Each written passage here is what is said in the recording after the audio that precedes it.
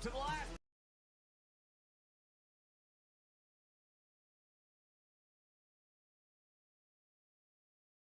the last day of the first week of LCS play. All right. Almost good to go here for some delightful VOD reviews.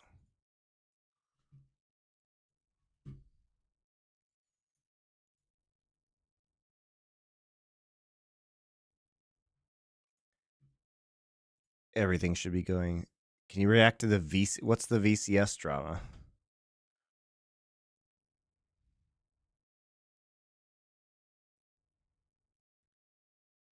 Oh.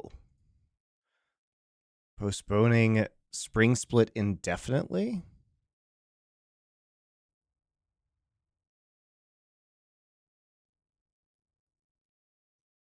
There's some sort of betting scandal.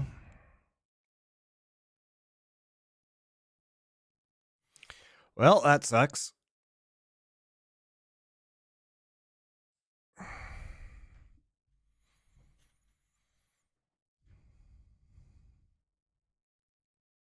Wow. That's crazy. Well, can't say I'm surprised.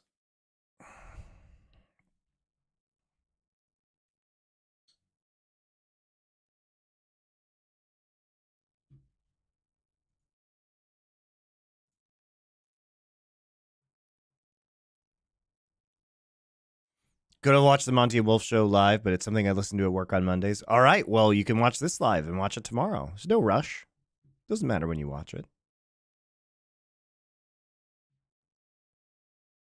Is there gonna be a watch party on the CS Major? Probably not. Why am I not surprised about VCS? Because match fixing has been rampant in esports for esports' entire existence, and especially on like tier 2 leagues. It's really easy to match fix because the players don't get paid very much, and so it's just much more lucrative to throw for betting. Just how it is, guys. When you don't pay the players enough, they will match fix.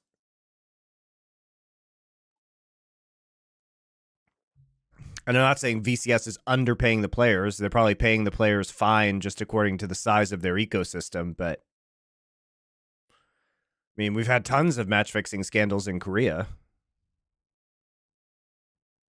Playoffs here in spring 2024. I am Captain Flowers. I am joined by Azael and special guest Sven for this entire best of 5. It's Team Liquid. All right, Liquid's other series were fucking clown fiestas, so the FlyQuest series was no bueno. Just gonna be Smolder, Aurelion Sol again, isn't it? Isn't it, Team Liquid? It's just gonna be your double stupid dragon comp with no priority that makes Umti's life miserable.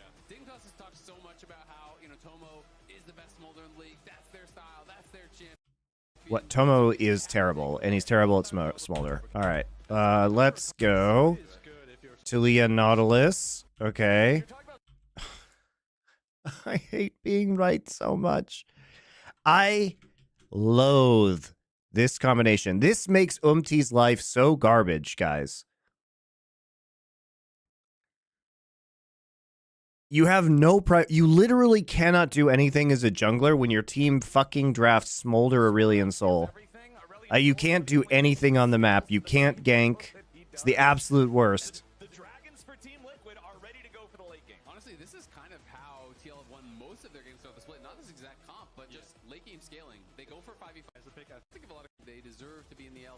Gonna play Kai'Sa. So Kai'Sa does have backline access to the Smolder with her ultimate.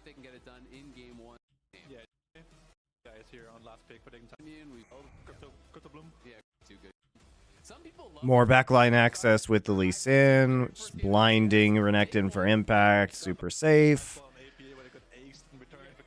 Ooh, a skirmishing jungler with 2 useless lanes. Hey, guys, I wonder, where do you think Xin Zhao is going to be? He couldn't possibly be going to top lane, could he? Couldn't possibly be going to top lane. Yeah, it really is. Oh, boy, I get to watch Rich's Jace. Just what I wanted to do today, guys.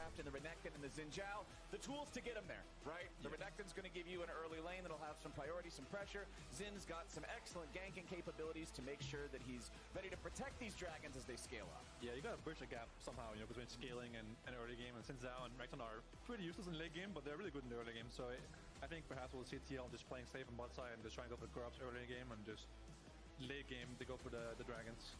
And while I won't say that Jace or Kai'Sa are shocking champions, it is the first time for both Rich and Tomo that they've actually played them this year. So that is a little bit surprising. All right, so it's not the first time in Rich's career he's played Jace, obviously, I assume. Good luck, have fun. Yep. See how many times Rich has played Jace. League of Legends. Rich only with the good luck here. Sportsmanship. Oh, He doesn't have to have fun. DM, yeah. He only wants them to have luck, no fun. All right. Thought we might have gotten. Well, let's check it out. He's actually played 28 games of Jace with a 64% win rate. It is his third most played champion. I feel like the caster should know that. I looked it up in 2 seconds. Well, it's going to be an exciting one. I do think when you're looking at a matchup like this, I really favor ease of execution, and I just feel like on the TL side, they don't actually have to do anything. Yeah, the comp is definitely easier to play. Yeah, like you're basically going in, you're talking about win conditions, you're talking about. Yeah, I mean, a lot of this is going to be up on an XU rookie jungler in his first playoff series to make some plays, because otherwise the double dragons are just going to scale unreal out of control. Actually have a really strong just standoff, you know, play for the poke, and then they can force TL into them. That might be an even easier playstyle than the scale for late game. So if they go for the poke combo, I can actually see them winning the standoffs and force TL into them.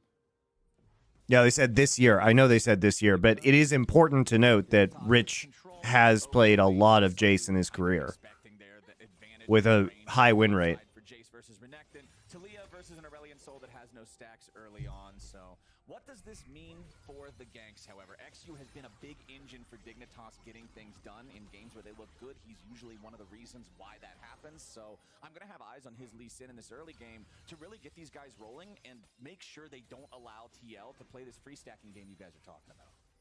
Yeah, I really doubt we're going to see much from the junglers besides a full clear here.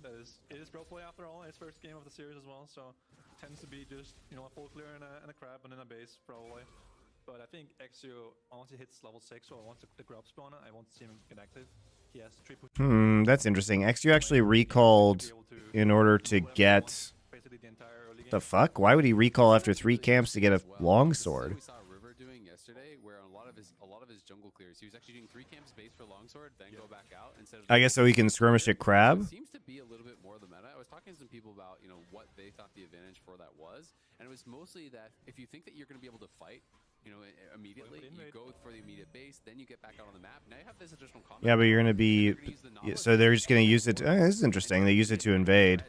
Because he's still going to be level 3, because it takes a full clear to hit level 4, but only 3 camps to hit level 3. He's just going to give it. Not bad, honestly. Yeah, it's pretty good, actually. Just 1 camp, but it's not nothing, right? It's a small advantage. You get crab. You can have potential to... You're not going to double crab, probably, but... It's kind of, He's actually going to You actually do have to get something done here. pushing mid, so you go top side, you take that scuttle, and then he could cross back, do his bot camps and bot scuttle. I don't like this. I don't like this. I think you scuttle into clearing your side of the jungle. So much times, and then you're going back to base, you're doing all these things. So he could build an eventual gold lead, but is right now what we call Doran's Blade, though, for Umti on the recall. Nowhere to go. He's just running around, hoping for someone to gank, and Dignitas should know that he's jobless and will force some sort of gank or perhaps a fight on the bot side here for the Dignitas camps. yeah, it looks XU like actually didn't cross map, which is kind of weird. I feel like not worth crossing to the top crab. No, he shouldn't have crossed the top crab if he's just going to do this. It's fucking weird. He wasted a lot of time. He doesn't have vision of Umti here, so Umti could have been taking his camps for all he knows. yeah, She does now. A little risky at this point, I think. Yeah. He realizes that as well. yeah. But now he really doesn't have much of anything to do. Now he's jobless. He can walk topside and try to get his Gromp, but it's like he is in a pretty awkward spot as well. Umti just unemployed. He's gonna come out ahead from his pathing. Artificial, thank you. No Fnatic G2. We might do that Use him for that in a little bit. to be able to get over the wall. It's some smart. Never say no to Fnatic G2. We will do it on stream. It just might have to be tomorrow. Or we might do it last today. Don't worry about that, though. We will get to Fnatic G2, for sure. And it could have been more, right? Had Umti been at the red buff as they're going around, maybe they get a kill. So I think it's one of these things where it's like, it's really low risk, and there's potential for maybe a medium reward. So Yeah, for sure. I think it's always worth doing a play like that. Also important to keep Nice hook from Niles. Important to keep track of it. Oh, nice W from Tomo as well. It's important to keep track of the jungler as well. It allows Rich to play more aggressive in his lane, get a plate here. Yeah, Rich's ability to play aggressively is going well. Gets a plate. See a strong start for Dig. Bottom lane, Isles and Tomo continuing to play this one aggressively. Yon and CoreJJ still doing a fine job farming up. Yon now 27 stacks in 5.5 minutes, so very much on time. Has there ever been a good Western Jace outside of Fibin? Well, Rich is Korean. As Isles and Tomo keep the pressure on CoreJJ down to Do I know the results going in? I do. It's not supposed to be spoiler free, but I have not seen the games. Wall is ready to cast. If they can find Core and Yon still hanging around, this should be a big play coming out from Dignitas. Seismic shove finds him. Yon is low, but he ain't dead yet. The crash down controlling XU. Okay. Dignitas gets All right, so we did it. It was a bit sloppy, guys. It was a bit sloppy, but we got the roam because APA is going to TP into mid. Yun knows he's dead. He's in the wall. Can't escape the wall forever, though. Gets WE'd. Has a Q on him. Q2. Okay. Tomo almost eats it, though. How did Tomo get aggro there? Alrighty. It's okay.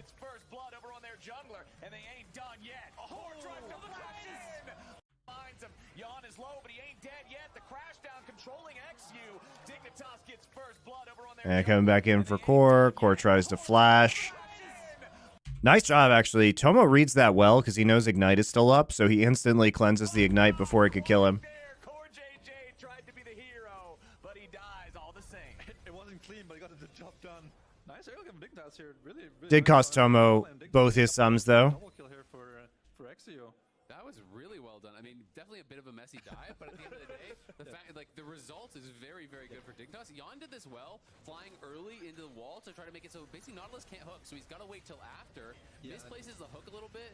Dove kind of saves it by hitting the seismic shove, but Dove wasn't the one that wanted to hold aggro, so that's where I think things went a little bit awkward.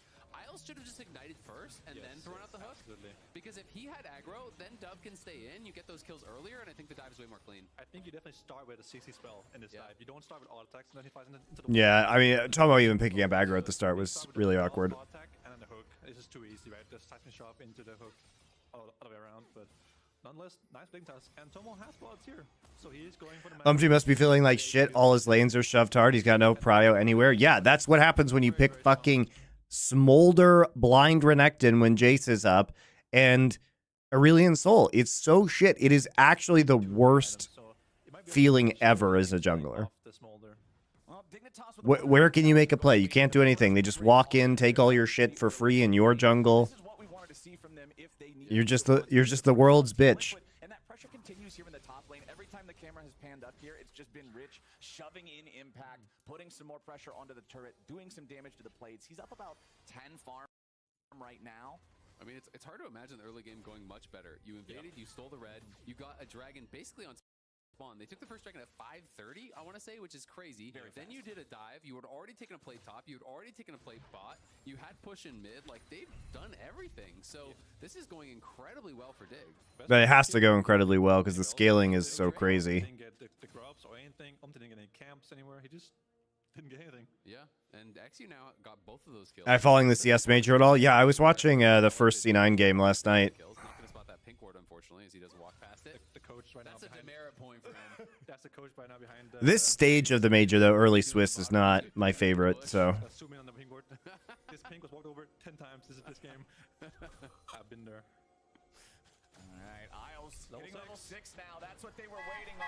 this is the all right. Thank you, Phoenix. Thank you for your Twitch Prime sub. Snot stops Tomo from being able to go any further forward. Dignitas doesn't want to overcommit to this. Look, if the devs can give all of his abilities those goofy names, I can call it Dragon Snot. I feel like that's a fair trade. Yeah, I mean, it's at you, and there's a ball rolling out after he does it, so. I'm just putting What two else and could two it be? together, man. Exactly. I'm just putting two and two together. That's lore accurate. Well, You're getting gooped up. That's why you're getting slowed down. You're like, what the heck is on me? You got gooped. Hey, Lee Sin's taking the grubs. Look at that. Down there in the bottom left, Lee Sin's got grub control. So not only did Team Liquid not manage to secure those as a trade earlier, but they haven't managed to secure them at all. Dignitas continuing to run things in the early game here. The only thing that they aren't really stopping much of so far is the stacking over in mid. APA, because of the fact that Talia roamed, did have an opportunity to just free farm a little bit more. This is one of those win cons for Team Liquid. Oh, I was listening to your podcast, never made it to the streams. Oh, thank you. Glad you appreciate the streams. I do also appreciate your Twitch Prime subs. I'm already enjoying this series. I mean, I hate these fucking Team Liquid compositions. I think they're so trash. And they're clearly just they are clearly just crutches for APA and Yun, and who's one of their better players, just has to pay the price because APA and Yun can't play this game. You know, I will say Yun has been better during playoffs, but he's still not good enough. And the fact that we have to suffer through this is ridiculous. Impact is the real hero of playoffs so far. It's going to be another free Dignitas Dragon here in about 40 seconds as well. They are looking for the top dive, though. Yeah, Dignitas deciding to potentially make a play up here. If your opponents think you're going to be prepping for Drake, maybe you prep for top instead. Rich is the focus. We're TPing. Okay, gets blasted. His ult falls off. Okay, he's dead. You can't make plays on the map because you don't have help, Smell TL giving the Dragon meant they were going to go top side, so they tried to defend Rich instead of making a play on bot side, which I actually really like here. Defending the Jace, allowing to free farm and keep pushing lanes. So I think Meanwhile, Rich does blow flash, so maybe an opportunity now to come back for this gank. Dove has wall though, no TP. Because like he kind of just went for that play aggressive. I thought that they had both seen each other, but I didn't actually. The series was terrible. I mean, I already hate this game. I mean, I've hated all of Team Liquid's games. Those FlyQuest games were shit. But they fully committed to that instantly. I mean, Dove also TP'd. AP had already spent his TP back to lane. Yep. That's another advantage that you get for Dove having that pushing mid. Exactly. So it is looking really good. Now they're moving down towards the bot side. They spotted out Core JJ, who was hanging out in that brush, got tagged by the Kaisa W. And Dig is looking like they're at least considering trying to fight for this. Team Liquid, how could you possibly fight for this? Not trying to hard force anything here just yet, but Core JJ makes the engage. Oh my god, because you have vision and Core JJ just flashes on you? Picking up the crab here first. Not trying to check brush with Q, XU. Your Q is up, check brush. Oh my god. Very, very cool. Very cool. Very cool. It is a good combo by TL, to be fair to them, but is looking like they're mid. Exactly. Trying to fight for this.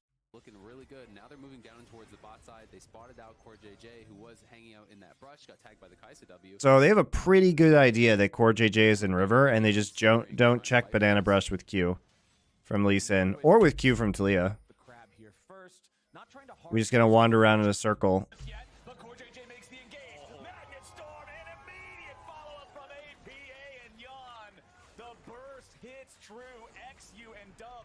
Hey, look, there's a ward there. They literally saw him go into that brush.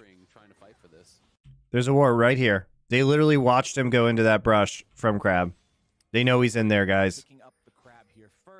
And they just walk in so they can get Aurelion Soul ulted and Smolder ulted. Okie dokie. Uh-huh. Very interesting. On the bot side, and Coach J took full advantage of it. A nice engage from the Fog of War here. Cool. Now APA has 2 kills on Aurelion Soul at 11 minutes. That should not happen. Keeping them in there. Yeah, I mean, that was perfectly timed. It felt like there was basically no window for them to do anything out of it. Falling Star hits right as that CC is ending from the rel. The ult from Yon came over the top all at the same time. Like, everything connected instantly. You got a shutdown and 2 kills on APA. The best person to receive that gold. I think the biggest mistake in Dignitas is that they should have gone to ball lane, had Dove, connect with the ultimate instead of trying to fight mid 2v2. Just play around the Kaisa. Dove can always come there as fast as Dove install thanks to his wall. They even knew he was there. Yeah, they saw him to hit the crab just now. Yeah. Maybe they're trying to bait him to jump on them. Yeah, I guess maybe they didn't realize where Asol was, or they didn't think that they were gonna. Maybe Xu was thinking I can step forward. So bad. Safeguard back and disengage it, but gotta bait out the rail, perhaps. He's like, we mind controlled them, guys. We mind controlled them in the ending. He's still staying true to his vow. Monk mental in the mid lane as will not find when becomes lightning on Tomo. There just walks away. All right. Sven makes LCS so much more interesting. Yeah, he's good. Every time you hit He's got good the insights. you do get 5 stacks per person you hit. So he's up to 103 now, stacking up the Stardust here. And Yon does have the essence, Oh. so he's going to be really kind of accelerating at this point. You get Shojin, you get CDR boots, you're moving in mid as well. This is kind of generally when people do it on one item. Shove him mid, start farming up wolves, start farming up. You have to report you to the authorities for false advertisement. This is not a banger. It's an NA banger. What are you talking about? It's playoffs. This is as banger as NA gets. Probably not. Isles is going to be found here in the brush by Umpty. Has to dredge line back to safety. XU working on that second round of grubs. He already claimed the first one. If Umpty can come up and just smite. Getting 5 stacks is pretty huge here for Dig, though, with their composition. They have very good siege and should be able to push the lead early. Exactly. They want to make sure that they can get it up. He's going to get locked down here by the dredge line. The burst ain't enough to kill him just yet. He's trying to. Okay, nice job. Tomo comes in. All right, surely Dignitas just owns them. Yes. Yep. So they get 5 before Herald spawns. Okay, just leave, please. Maybe there's an angle here. Maybe not. Team Liquid, they at least stop the 6 grubs because the clock moved forward enough to force despawn them. Dignitas only get to claim 5. But still, really good for Dig. They get 2 of the grubs. They win out 100 Thieves TL is next week. with low health bars. They're feeling good. And we can watch this one more time. So, you know, Cagel says the LCS teams are better on average than LEC teams this year, with G2 as a major outlier. What is like? Did he watch these games? Like FlyQuest looked fucking terrible. Like they all looked fucking terrible in those series. Like, I don't think you. I don't know about that one. The empowered Aesol ult tags a lot of people for that splash. XU's forced out, and this is where it's like, even though Dig was winning, quote unquote, Yon's full health and APA is still pretty healthy, so it's hard to actually continue. Yeah, winning a fight against Ace. Like, I don't understand how you could watch like those 100 Thieves versus Cloud9 games or TL versus FlyQuest and be like, yeah, these are some good teams. All right, so let's check in on state of the game here since this is such a scaling war type. G2 just got slammed by Fnatic. Dude, it's a best of 1 We're 15 minutes in group stage. Like, what do you think? Is G2 just going to go 9-0 in groups? That's pretty unlikely. They're probably going to lose a game here or there, and losing to Fnatic is the least bad team you could lose to. Not doing a whole lot there, to be quite honest, but Dignitas just going to walk it off. EU just looked bad. I mean, yeah, Carmine Corp. I watched the Carmine Corp Rogue game. That was also terrible. But those are maybe the worst 2 teams in the league. Smolder and Aesol have crazy scaling if they can hit you. Rogue, Giant X, maybe Carmine Corp seems so rough. Yeah, I think the bottom teams are better, but I wouldn't say average play is better. There are a bunch of teams towards the higher end in EU that are better than these LCS teams. Yeah, once he gets an Amp Tome, he'll have both the Q upgrade and the W upgrade. He only has the Q right now, I believe. Yep, Should have it. 5 more AP. Yeah, so one Amp Tome, he'll have it. Start getting. Ooh, Impact in a little bit of trouble here as XU shows up to help Rich. To the skies, and Impact dies. Rich picks up the money, and Dignitas finds their 6th kill of the game. Rich is actually kind of rich this game. I didn't have a better word for it. I didn't mean to say Rich is rich. He's but very wealthy. Yeah, exactly. He just has a lot of gold. He got 4 plates, I think, this game into the top lane as well. Yeah, I mean, he got the isolated matchup, which is super nice for him. Doing really well. But I mean, that's kind of one of the nice side effects of all the attention that was being paid down around the bottom lane, right? With the invades, with a bit of PvP. You draft Jace for the top lane and then leave him on an island. He's going to smack most people around. The top lane dream, playing 1v1 only. No one else interferes with his laning phase. The Jace dream. Yeah, not the dream for the person playing the melee champion. No. Renekton Nightmare. It's also, you know, Rich to conquer, right? So he's there to brawl in that 1v1. It's not like he took phase rush to escape from ganks, so maybe a little bit frustrating for Impact to not have people come up there and try to interact, because that's where Renekton can really succeed. If he doesn't have phase rush, if he's playing conquer, you get flash stunned and your jungler's there, he's probably just dead. But instead, it's just kind of this fist fight. There's 3 tiers. What do I think of we have, you know, Vulcan calling Yun and Core the best NA bot lane? That is troll. They have some pretty damn good scaling items. Dignitas has no vision of this play. Core J is going to have a really good angle here. Can't believe they're just giving up 2 Drakes like this. This is embarrassing for Dignitas. You just have to control Drake. You have to control Drake and like force soul, otherwise your comp is fucking useless. Instead, they're going to try to trade it back in mid. Falling Star comes down, but it doesn't get a whole lot just yet. XU still barely staying alive. Tries to get away, and he will. Dignitas still lots of HP on the 4 remaining players. Downtown dredge line hits Umpty, but the follow-up isn't there. So we didn't even get a turret for it. We didn't actually push in the top lane. We decided that we weren't going to go after... What is Dignitas doing? What is Dignitas doing? So they're not going to go to Herald. They're not going to get a top turret. They're just going to infinity fart around mid lane, just watching them do Drake. They're going to push mid lane, get some damage down on the turret, commit no one to top side, use a Talia wall, kill nobody, and walk away, having accomplished fucking nothing.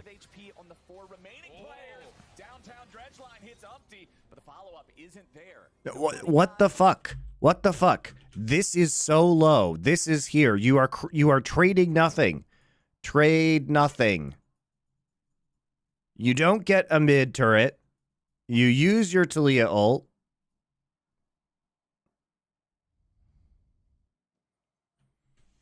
Holy moly. Either side, Team Liquid takes their second Drake of the game and barely holds onto their tier 1 turret, so Dignitas don't get anything in exchange. I really think Dignitas could have just gone for top tower or for the Yes! instead of trying to, like, Yes! Thank you, Sven. Holy shit. Why are they not taking top tower at the very least? Just give it, you know, it doesn't matter. Like, give Drake... Here's what you should do. Assign somebody into top lane, right? Assign somebody top. Take top turret. Push. Get vision control here. Double back. Take Herald. Holy shit. Like, continue to push mid lane. You actually can get both turrets here eventually. You know, Rich, even more gold than what it has. Yeah, top lane tier 1 would have been guaranteed for Jace. You could have taken Herald as well, and then that guarantees the mid tier 1. Exactly. Yes. Yes. Holy shit. Dignitas so bad. At this point in Dragon, you're not going to get sold this game realistically, right? And I do think that's one of the things, though, that sometimes where teams get baited in. Especially I find this more common if they got an early dragon. They're like, well, we got this early dragon, so now we have to get the rest of the dragons. We got a dragon at 5:30. We got to play for soul. Yeah, but the gold is like way more valuable until the moment you have soul. Yep. The dragons themselves aren't worth that much stats anymore. The early dragons are a down payment. Yes, you can try to spend it Exactly. working towards soul, but you can also invest it into Herald or turret or another turret. Look at this Jace right now. He's got one full item more than Impact. Yeah. That's such a nightmare for Renekton, dude. It's fully evolved Mana Moon and Eclipse with the Ionian boots. This guy is just such a problem. Tomo might be in a little bit of trouble here. It's Core JJ and Yon need a little more damage to finish him off, but they ain't gonna find it. Upty comes in over the wall, and the shutdown goes over to Smolder. Yon and Team Liquid. I hate Team Liquid, man. I fucking hate Team Liquid. They just win because NA teams throw. They have no idea where Core is. He walks up.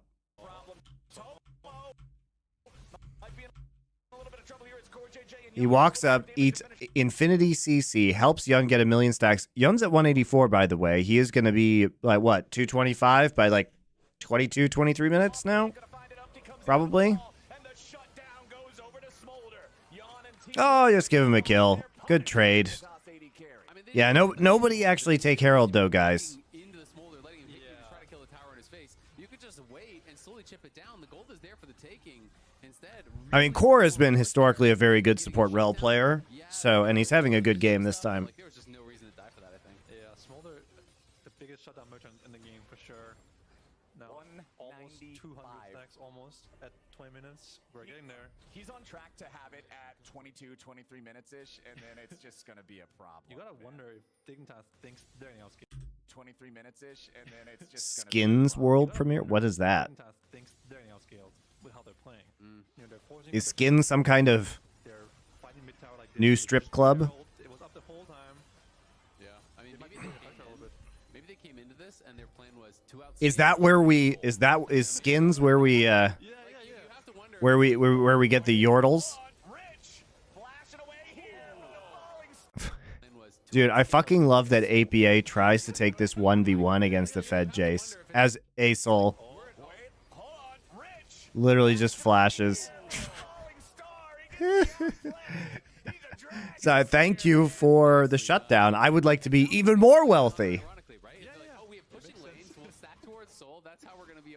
Are the strip clubs any good in Korea? There are no strip clubs in Korea as far as I'm aware. To actually get to the dragons and kind of force a little bit. Yeah, thankful for Dignitas. Rich Guys, but the two Fed guys, you don't need strip clubs when there are prostitutes everywhere. I mean, that's Yes, it's illegal, but I mean, let's just say people turn a blind eye. Oh, Rich is going to carry. It's got to be Rich. It's got to be Rich with the crazy counter pick. It's going to be his Quinn. It's going to be his Lau. It's going to be something. This year hasn't been about him at all. So if he could step up and have a big series in playoffs, that he could be the X factor. Especially with what you mentioned. Sorry, are the prostitutes any good in Korea then? I don't know. I've never used them. This guy is playing Jace in the LCS. Monty doesn't have to pay, buddy. This split, yeah. But I love the fact that, like you mentioned, this is a way to throw a wrench into that prep that Team Liquid might have done. If you're not a team that's known for playing Jace and Kai'Sa, if you're a team that's known for just like, hey guys, we're going to pick Smolder and then Deathball around it for 30 minutes, and now you're playing this poke comp that's just constantly bringing in the artillery, Team Liquid might be caught unawares. And with how much gold the Kai'Sa and the Jace have, I really don't think it's just like a cut and dry. You just lose when Smolder hits 225 because range is the most powerful scaling ability in the game. Like range is the most powerful scaling stat. If I cannot interact with you, it does not matter if I can one-shot you when you're 2 screens away, just pelting me. And Cordier is a good rail player, but even he can't engage on someone who's that far away. 21 minutes and 40 seconds. Smolder crosses the finish line. Sure. That is a very fast stack compared to most of the times we see in LCS. Yeah, because yesterday FBI got it about 22, and I think that was the current LCS record. So this was even faster than that. I think that's really impressive from Jan, especially because he didn't have one of those freebie lanes to scale off of. Yesterday was against a Senna Nautilus lane, Senna Ornn lane. Yeah. The worst one, the two things. Ornn. Yeah, exactly. So it was one of the kind of freebies. We can see APA does have the empowered ult, which does get scary because you maybe didn't care about the first dragon, maybe didn't care about second, but giving them the third does get kind of dicey, and fighting it when Asol has empowered ulti is really Okay, you have better poke though, and you actually have time to get vision together here, Dignitas. the whole screen. It's just massive. It's the answer to the poke. If normally you can't interact with somebody, simply cast your spell on the entire map. Okay. If you dodge one Kai'Sa W, the cooldown is, more than double. So it is really huge if you can dodge just one of them. Then it won't Okay. for a couple seconds, but doing a really good job with the Jace EQ and Surely we're not. I mean, Yun actually got it by 22 minutes, so he's well on his merry stacking way right now. Okay. They forced out Jin Zhao. Now they don't really have a front line. Yeah, all right. They did it.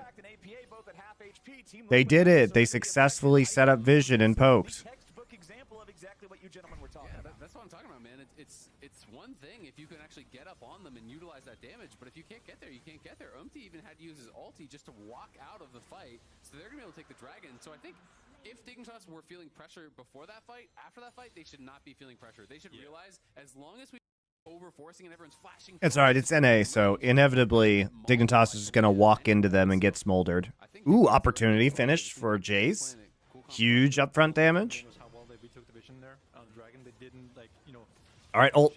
Tomo. Oh. Now hold on. Never mind. Toss thought they might have had an angle here, but it could be a counter punch coming in from Team Liquid. Jan picks up. Never mind, we're just going to die. Never mind. Never mind, guys.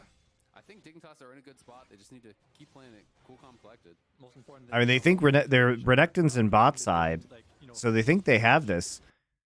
But Hook misses, and Jace is in the base. Okie dokie, and Renekton is TPing. Thought they might have had an angle here, but it could be a counter punch. Well, if Jace had been there Jan picks up the kill on and hadn't been recalling for his opportunity, Baron Pit, just getting smacked around a little maybe bit. that turns into something. 10 HP. Nicely done there from TL. The side steps away from the Dredge Line and the Sonic Wave prevented the initial move from Dig. But now it's the Baron. So against Kai'Sa, Jace. Do a lot of Asian LoL players smoke? I mean, a lot of Asian people smoke, so yes. A lot of esports players smoke. It's the Baron. So against Kai'Sa, Jace. Although it's less than they used to. You're gonna get poked in there, but Impact is behind him. They're coming in. Away from the Dredge Line and the Sonic Wave. So Rich, But now it's the Baron. Rich just walks it. He doesn't feel like, guys, Rich isn't the guy who just pokes from behind the Baron pit where his team is and he has vision. Jace, you're gonna get poked He likes to live dangerously, walking by unwarded bushes that he should know the Renekton could be in, because that's where Renekton TP'd in. Rush it. See? Renekton actually TP'd in right there. Dignitas thought they might have had an angle here, but it could be a counter punch coming in. But no. Liquid. Jan picks up Okay, and we know that Liquid actually, we know that Impact walked into that bush because we just saw him walking that direction, so he could absolutely be in that bush. side And it's like, where do you think Renekton could be, guys? Hey, in a Baron setup, would Renekton be on the flank? But it's okay. We'll just get chain CC'd forever. Shut down right onto the Aurelion Soul. Beautiful, beautiful, beautiful. And he flashed, of course. And he flashed.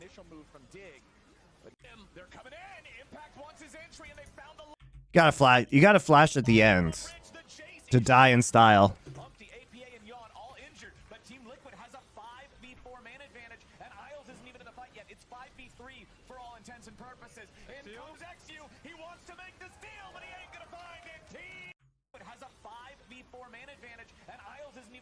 It's 5v3 for all intents and purposes. In comes XU. He wants to make the steal, but he ain't gonna find it. Team Liquid get a Baron and a kill on top. Dub gets hit by the Here comes XU. He's here to sex you.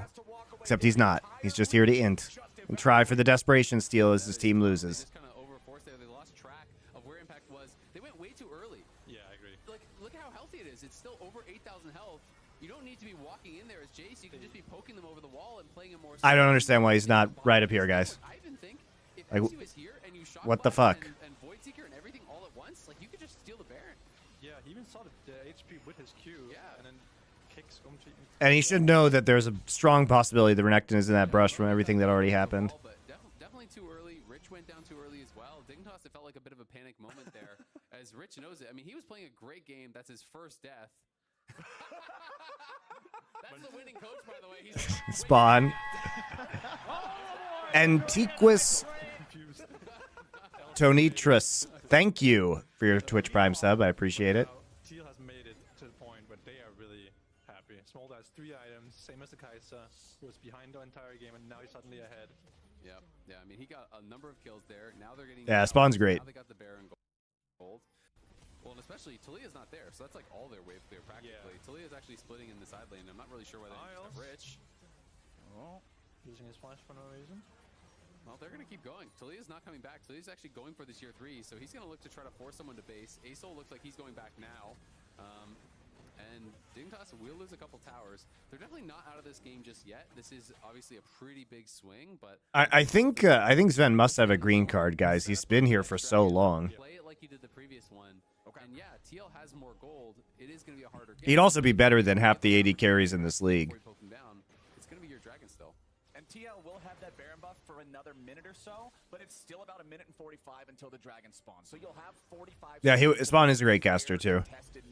I agree. He's fun to work with. I like that guy a lot. Bottom of your screen right now. Next week we will be on Friday and Saturday, different from the usual Saturday and Sunday. So don't miss it. We only got to have 2 more weeks of playoffs after this one, and then Spring Split is all wrapped up. For one of these teams, it's going to end here today, and neither one. Good. That means I don't have to watch this trash anymore.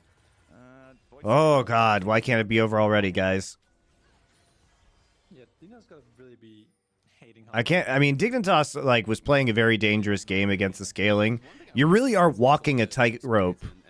You really are walking a tightrope when you're trying to shut down these scaling compositions, because if you slip up like they did, then all of a sudden you give up everything and now they're scaled and you lose. And the game is over. Looking at his Smolder, 300 stacks, 3.5 items, Sonya's. Oh boy, this is. Yeah, he's got arm guard too, so Smolder's not dying. It's over. Okay, this game is over.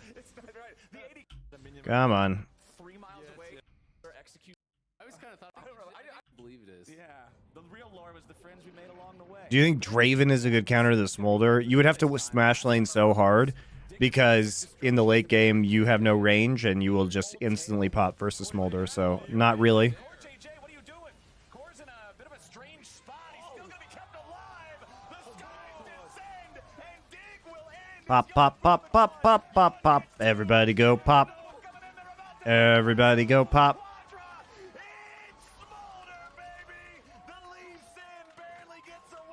XU not a good sport. Won't give Penta.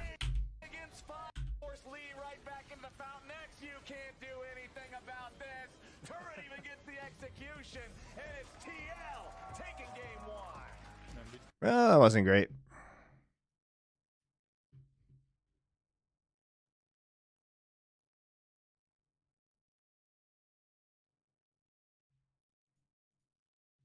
Well, here we go. Game 2. Kind of not shaky season, but obviously they've been inconsistent from game to game. Yeah. I've got a question for you. Hit me. If Aurelion Sol and Bro versus Smolder Nongshim instead. No, I watched those games last night. that get their executes to the exact same number, and Smolder applies his execute while someone is in the Aurelion Sol E, It would be whoever was the last to damage them. who gets the execute? The Aurelion Sol E? It would be whoever was the last to damage them. Who gets the execute? It's got to be. Even with Smolder's dot on them, same time too. Yeah. I think is banned. Aurelion And Sol a is first out. pick Smolder. But Smolder Thank you, Fumakotaro, for your Twitch Prime sub. is up and No. Oh. We saw the same stuff yesterday. Aw. Yes. Like, people were willing to prioritize Varus over. Brazilian Plat Rengar. What a name. Thank you for your Twitch Prime sub. Appreciate I it. can understand it. You have a stronger laning phase, and then when you get to the later portion of the game where Smolder would take over, then you're poke Varus. And All right, so we actually are just playing blue side and banning Aurelion Sol this time, so they can't double dragon, banning Ziggs as well. So he's got 3 champions, though. They didn't ban the Ahri or first pick it.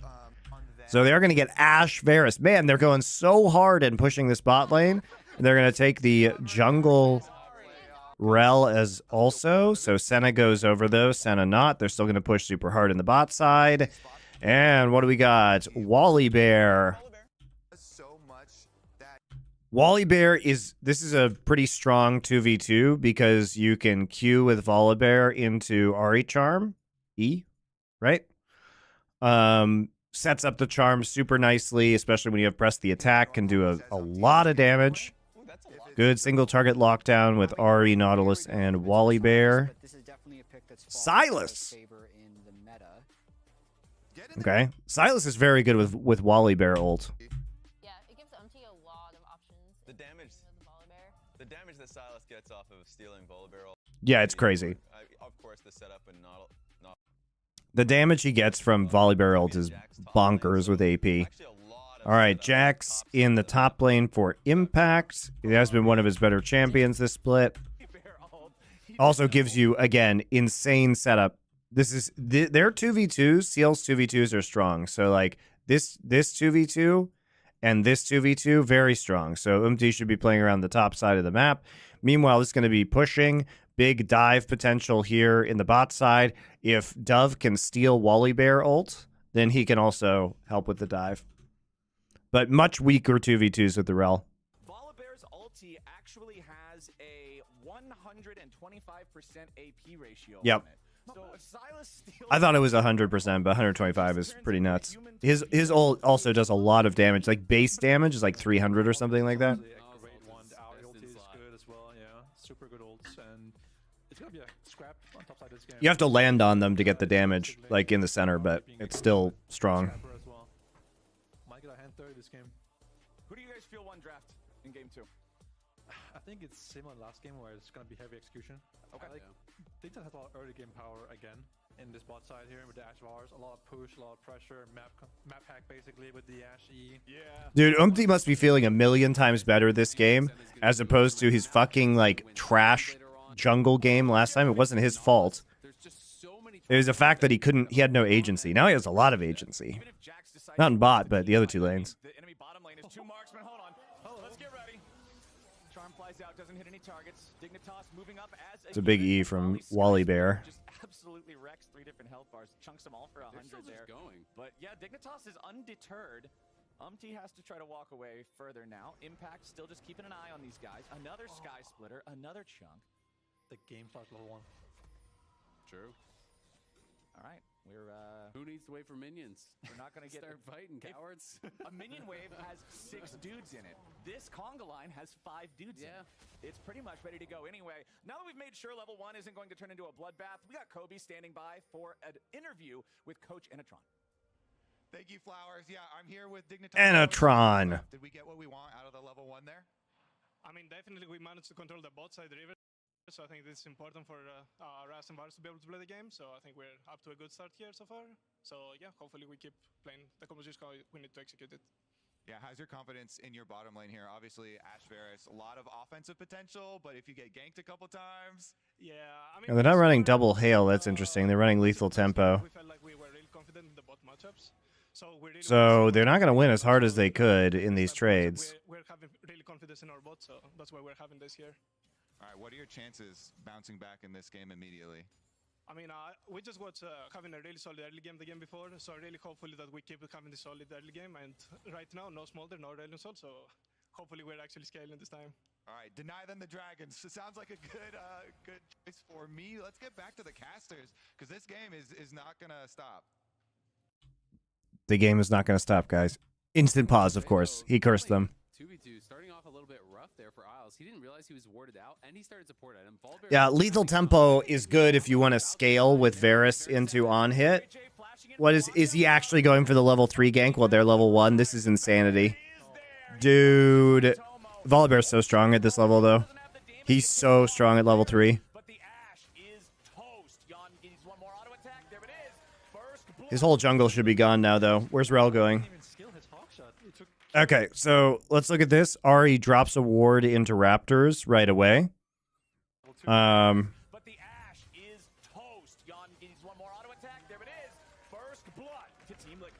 you see that go over right away. So the Rel actually not going to have counterplay here. Not a lot of it.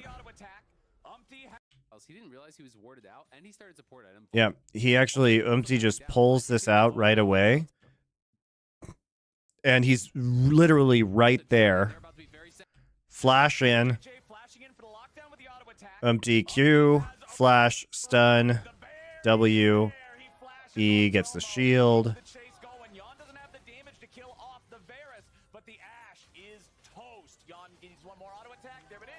And because it's enemy Rel, dude, the Rel can't actually, like, invade very efficiently.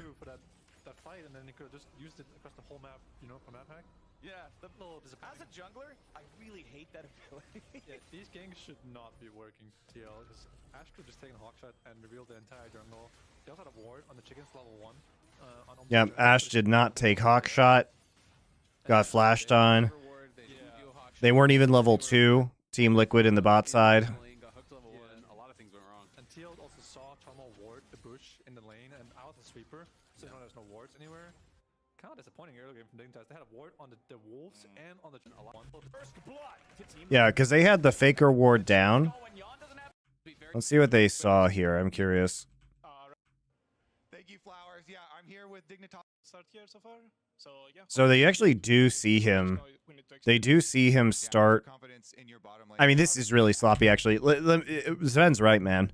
So they do see him here, and they have the faker ward down.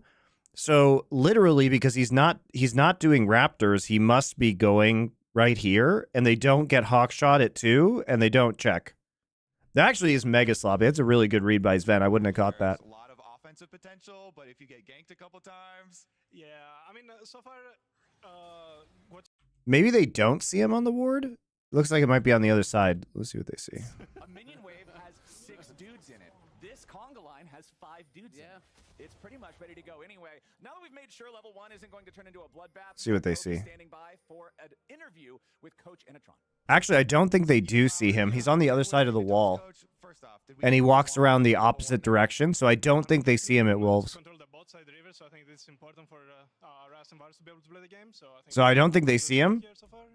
And so I think they... But if they don't see him and they don't see him on Raptors, you still probably should scale hawkshot at level 2. But if you get ganked a couple times, yeah, I mean, so far, watching the first game, we felt like we were really confident in the bot matchups. So we really want to see what's going to be happening also playing this type of matchup. We're having really confidence in our bot, so that's why we're having this. Not seeing him topside is the same info. No, it's not. Bouncing back in this game immediately. I mean, we just got having a really solid early game the game before, so really hopefully... It's not exactly the same info, because he might have started... He could have gone red Krugs. All right, deny them the dragons. It sounds like a good choice for me. Let's get back to the casters. But, I mean, yes. Realistically, if you haven't seen him on Raptors yet, you probably should just skill hawkshot here. He didn't realize he was warded out, and he started support item. Volibear's also pathing. And also, you, by the way, you are opting into a third wave push here. I will say though, the bot lane 2v2 to, starting off a little bit rough there for Isles. He didn't realize he was warded out, and he started support item. Volibear's also pathing down. I think Dignitas bot lane's about to die, and they're about to be very sad. Core JJ flashing in for the lockdown with the auto attack. Umpty has arrived. The bear is there. He flashes on Tomo. Keeps the chase going. Yon doesn't have the damage to kill off the Varus, but the Fight, and then he could have just used it across the entire jungle. They also had a wall Meanwhile, what is XU doing? on Umpty's jungle, so they should have known he wasn't there. And Yeah, they had no river ward. They didn't do a hawk shot. They were very far up in the lane. Got hooked to level 1. A lot of things went wrong. And TL also saw Tomo ward the bush in the Didn't Smolder make it through this draft untouched? I don't think they wanted to play Smolder into Ashe Varus lane. That sounds not fun. No, exactly where he wasn't at least. Yeah, yeah. But I guess maybe they just felt like they wasn't going to look for that gank. Either way, obviously went wrong for them. Isles now on a little bit of a roam here. We were talking, as we'll see if this happens. Maybe it should be fine. Yeah, as soon as you miss the E2, I don't think there's going to be a whole lot. Ashe is not the greatest ganker of all time. So you were talking about, Sven, how in solo queue for a lot of these matchups, when you're playing like Senna Nautilus and Senna TK and so on against these double marksman lanes, the Senna will often start D-Blade, then first base actually swaps to support item because it's so hard for Nautilus to farm. Yeah, Nautilus can't farm the first couple waves unless you have junglers to gank for you.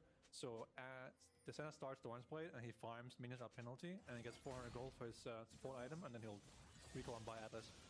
But if you get first Yeah, also, I mean, you trying to trade no worries. Yeah, 400 gold right there. into Hail of Blades Ashe support early on with the Varus is very difficult unless you have a Doran's item at the start. Or do you think 100% Nautilus is going to be the farmer? I think Senna is just better play as fasting. Like the soul drop rate is just too important, and it gives you like an actual tank and your support. You know, Nautilus is like a quote-unquote tank, but compared to like Rel, Silas, and Rex, he's not really up there with the bruisers. But if you have a Senna giving you so many CS, then you actually are a tank in these fights. You need a meatball with some calories, right? He can't just be one bite and Nautilus is dead. Hang on, the simple way to explain is that Riot has this thing with Senna where they buff her soul drop rate when she kills minions to 8%. It is a fasting Senna. He's gonna. Oh no! What the fuck? Senna giving you so many CS, then you actually are. Why are they buying the item on core? One bite and Nautilus is dead. Hang on, the simple way to explain is that Riot has this thing with Senna where they buff her soul drop rate when she kills minions to 8%. And they nerf it back to 2%, and every patch you just decide, okay, now I'm playing fasting. Next patch, oh, now I'm playing AZ Senna. You just have to know which one's currently the favorite one. You just go on the patch notes, check patch history, and like, oh, now it's Senna farming, that's good. Okay, great. Nautilus support? Oh, you are just the GOAT. He's too far ahead, man. Azael's just... in this game, Senna having more gold is not bad, because he can actually buy something like Kraken Slayer, perhaps, against these double tanks here on top side of Dignitas. I kind of like it, actually. I'm not a fan of fasting, but instead of farming, but I think it can be okay. I think this is. I don't think this is great, but whatever. Because I play a lot of Senna, and in games where you get that much gold this early, it's like it is true. It can feel like you really are off the races. I mean, this champion can be pretty oppressive if you get a good early injection of gold. Like auto Q starts doing so much damage. He's also going for something that looks like a Noonquiver item, so Kraken Slayer, perhaps. Surely not Stack Shiv. I mean, I've seen some people do. You never know. I've seen some people do Stormrazor. I have not seen. Yeah, I'm not a fan of that one either. No, neither am I really. I like generally lethality or just Kraken. Yeah, I think Kraken Slayer is good in this game and more dominant. Go empty. Cocaine Bear time. I hear they know what's up in this game. Yeah, Dignitas saw Umpty walk through with the sweeper and clear out their wards, so they must be expecting the gank. They want XU to counter. Is Kraken Slayer normal? No. APA thinking about it. But there's a pretty tanky front line here. If Dove wanted to do anything. So now if it actually does break out, they spot XU though, so now they have full info. So now TL... And the early kill helping out a lot with the scaling. You want the guy to the right amount of stupid. Exactly. You want the guy to be like, I can maybe get an engage on them, but not actually be able to get an engage on them. Keep interested. Exactly. Waste as much time as possible and then cancel his base last second.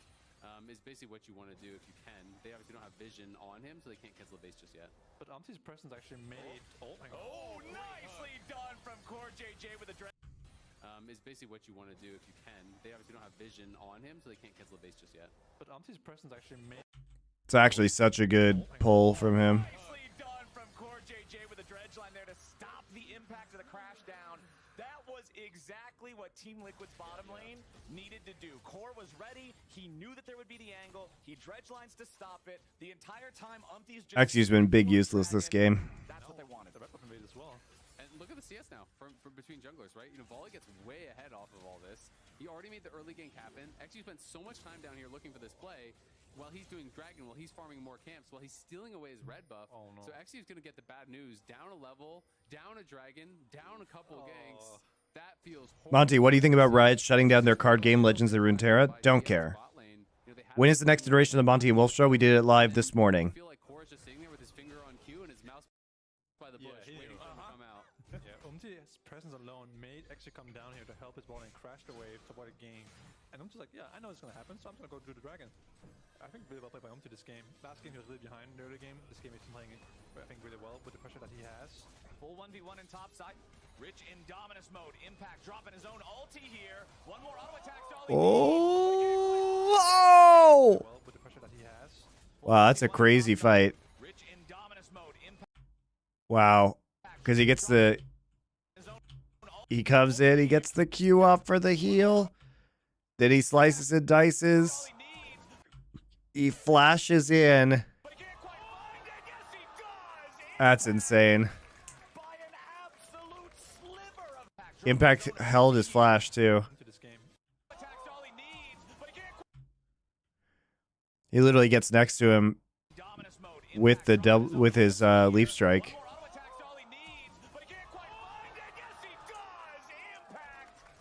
Yeah, he flashed to auto.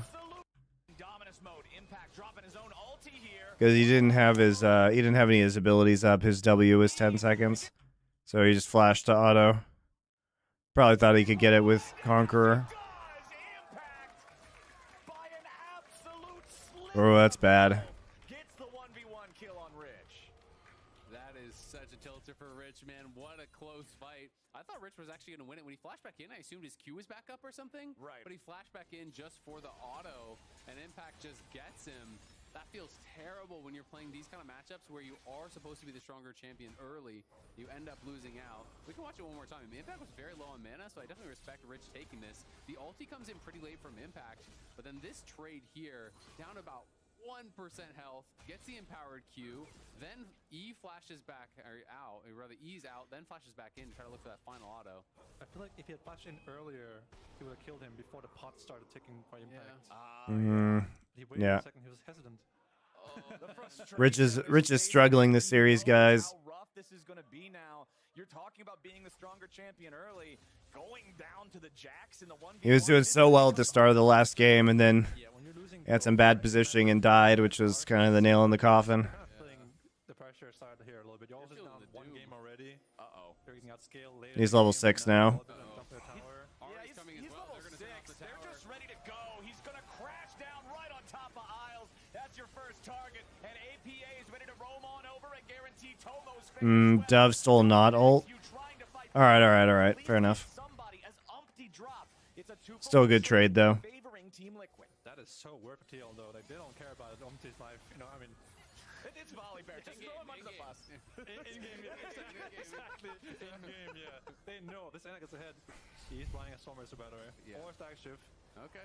But what he does with his goal here. Ain't no way Static Shift. I really hope you're trying to invoke your status as a caster to caster curse the Static Shift. Oh no!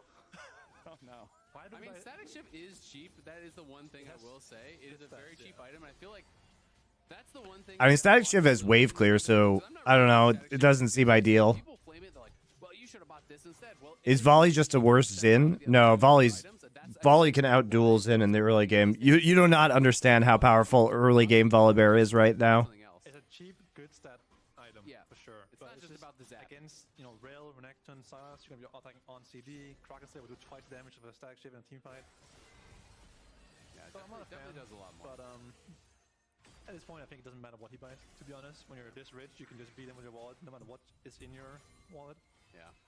And when you play double marks, From what I've seen, Volley just kind of jumps in and dies, but he turns off the turret, so they get 2 kills for 1. double marks or whatever, like any of that stuff, and you fall behind, it feels horrible because any one of these champions. The nerfs are not that bad for Volibear that are coming in. Charm, dead. Nautilus hook, dead.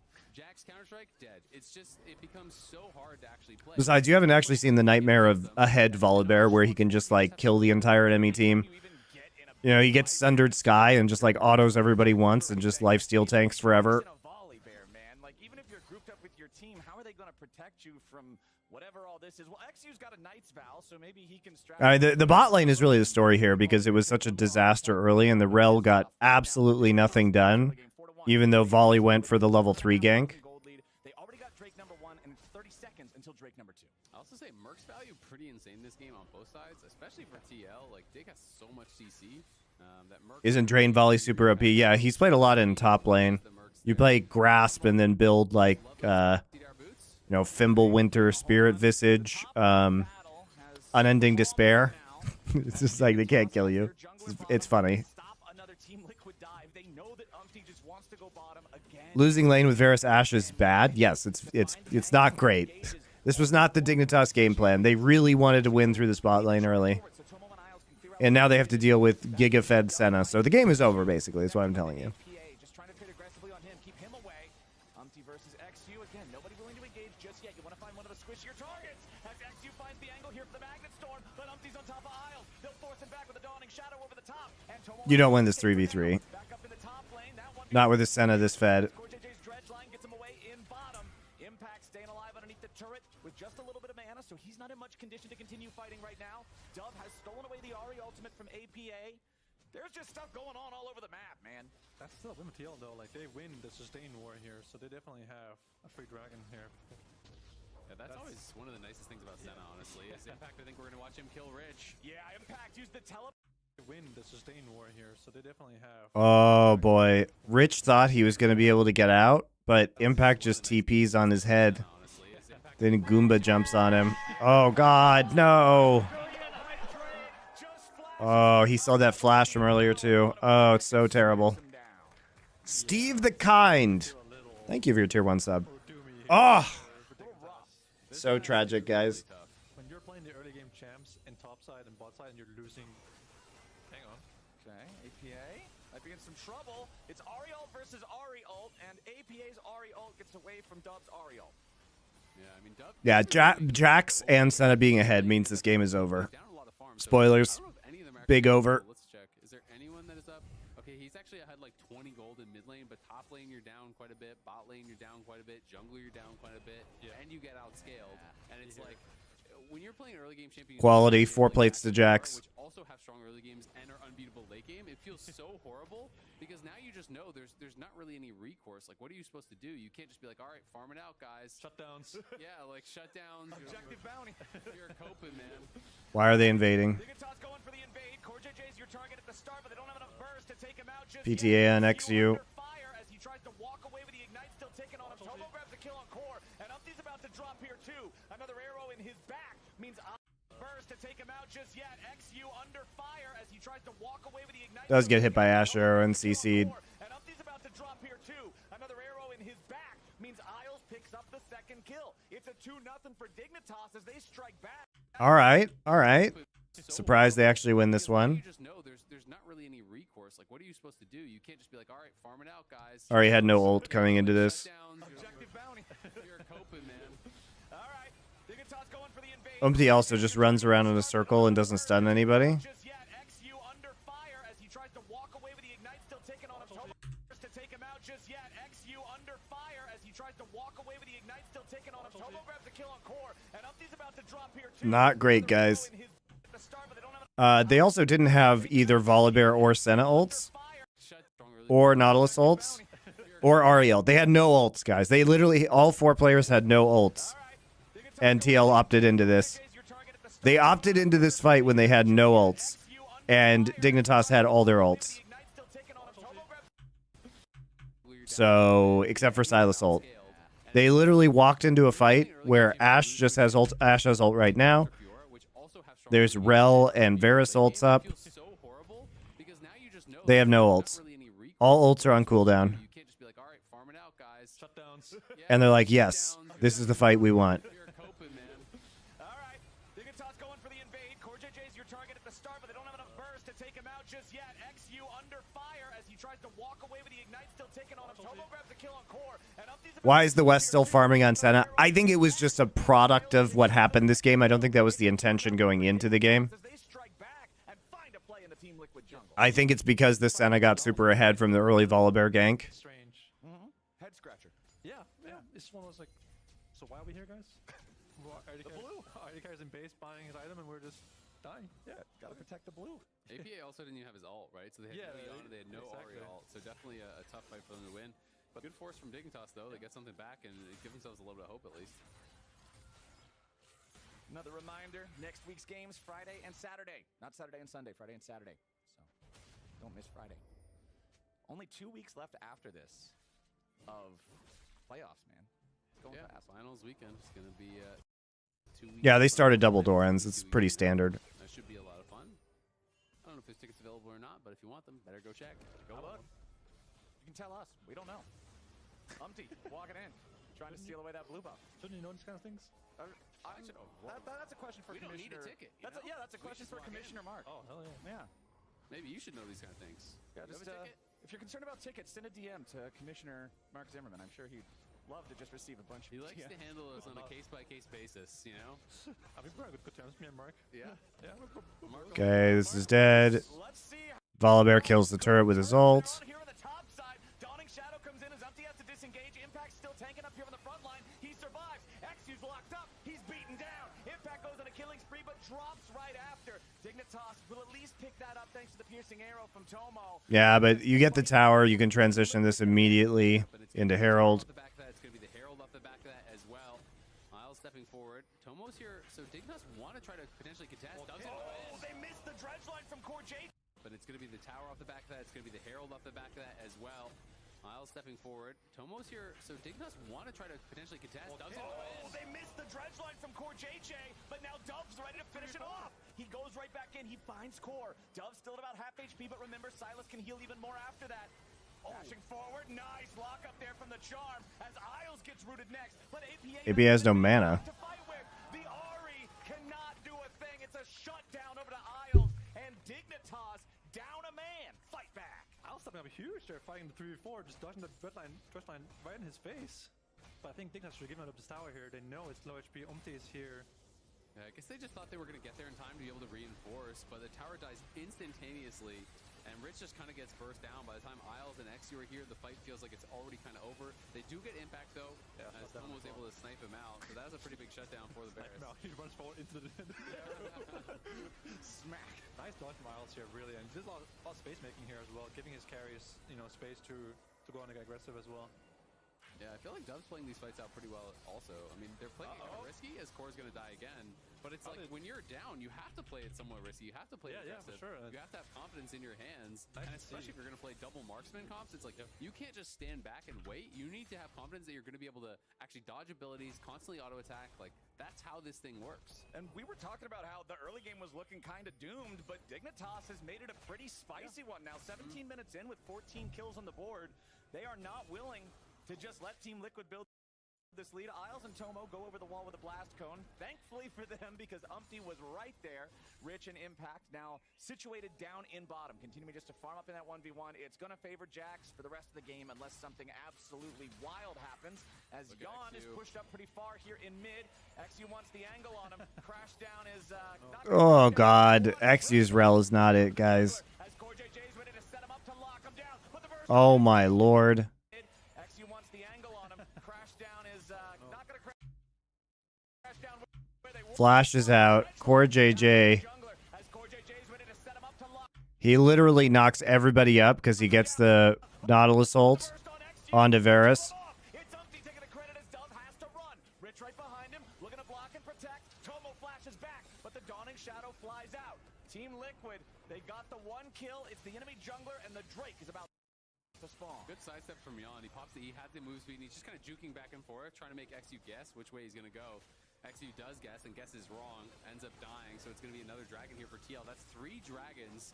It's so crazy that they could get the first 3 Drakes for a 23-minute soul with a Nautilus Senna bot lane into Varus Ashe.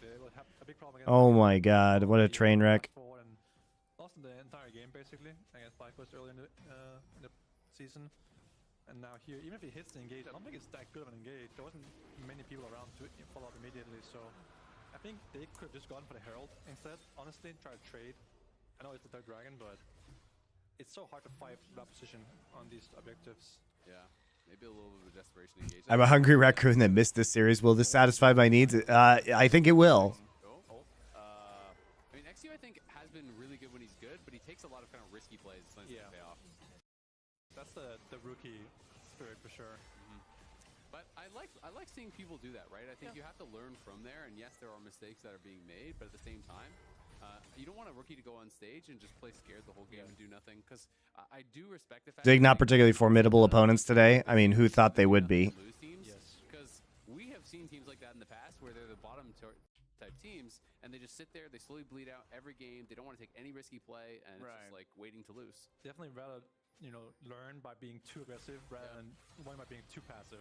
That's definitely a good sign for XU's future. May not for this game specifically, but we will learn from our mistakes. Varus needs lots of bows, guys. He's got a bow in his hands, and he needs more bows in his inventory. Lots of bows. He's got to drop bows on him. Rich is just so squishy, man. It's so hard when you fall this far behind a Renekton and clips tabbies. Like, you get hit by one charm Q, you lost half your health. Dignitas still looking from an angle. They fire off the arrow, they lock down Core JJ, but Rich is already so low, he'll die first. A 1-for-1 trade. Impact hasn't even started into this fight yet. Everybody's going to die because Impact's here now, doing stuff. Jesus. Baron, right at spawn. Let's go.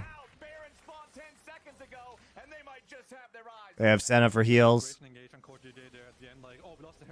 Something and they just arrow him, and it's not a good engage. Yeah, really good buffer as well from Core. The arrow's coming out. He just turns with the dredge line, throws the hook out, so the CC means nothing. Yeah, gets the aftershock as well. Core has had a much better series, guys, than I thought he would. Big deal there for TL, and they are looking really clean in this one. Game number 1, heavily Dignitas favored in the early game. Made a few mistakes. TL capitalized, were able to take that one, but this one is all TL all the time. Baron, 4.5k gold lead. We're just past 20 minutes. And this is just a really good reaction here from Core. Catches Rich with it as well, who Rich, as I said, is just paper. And this is just a really good Core buffers the hook off of the Ash stun. So he actually is able to engage instant root from Senna coming down. You go these kind of Eclipse builds and you fall behind, you are so useless. Yeah, he is very useless indeed. I gotta say, so far, ABA comes up, hits the charm onto Varus. Cleanse, not enough to get him out. This game, it's Rich. Look at Spawn, he's so happy. He's happy that they're winning. Yes. Yes. Knowing Spawn, he's really happy that they're winning, but I'm sure, like, just he's the kind of guy he is. All he's gonna be thinking about is the things that they could be doing better. You know? Here comes Well, let's see if Dignitas can find their angle here with the TP. Dove and Rich coming around, looking to complete the pincer collapse on Team Liquid, but TL just walks off to the right. They're totally fine. Yeah, XU didn't have flash, I think. No, it's still not up. There's a couple seconds left on it. Yeah. Just that little sliver. That TV play kind of feels like Dignitas' last, sort of engaged play. Yeah, that was it. Choked in the 1-2-1 here by TL without the TP available on Dove. It's gonna be Infinite split push from Jax now. 2-item Jax. Right now, they will lose TL tower are playing somewhere. in the bot side jungle, so you can't walk through your jungle to get there. So bot tier 2 is probably just dead. They're going to send both their bot laners down there to try to answer, but Dove is coming. Volya's ult, Dove. You can't just do that. Well, okay. It's very disrespectful of Volibear ultimate. And they've got themselves a 13-8 lead, 6,500 gold and soul point. They will have Baron all the way up through the spawning of the soul. Isles with a flash out to barely escape APA. Yeah, TL can just keep playing 2 lanes here and then maintain control over the bot side jungle, and then they just get the soul in. Oh, APA is going to look for Rich potentially. 1 charge left in his ulti? Yeah, that was actually good from Rich. If the counter-strike lands, he's dead there, but they're going to look for an engage. XU with a Magnet Storm. They've got Core JJ locked up underneath the tier 3 turret.Ey'll take him low, but they can't kill him. Charm. Wow, APA's gotten 2 flashes out for Charms now. Very nice. He's having a much better game. APA is putting a lot of pressure on this game. Yeah, also been farming very well, I would say. The early game he had 140 CS at around 30 minutes, which is very good. And the flashes are really important for Dignitas. That's their best engage gone now. The rel engage is kind of their only chance of winning, I think, getting a big engage onto the Senna and the Auri.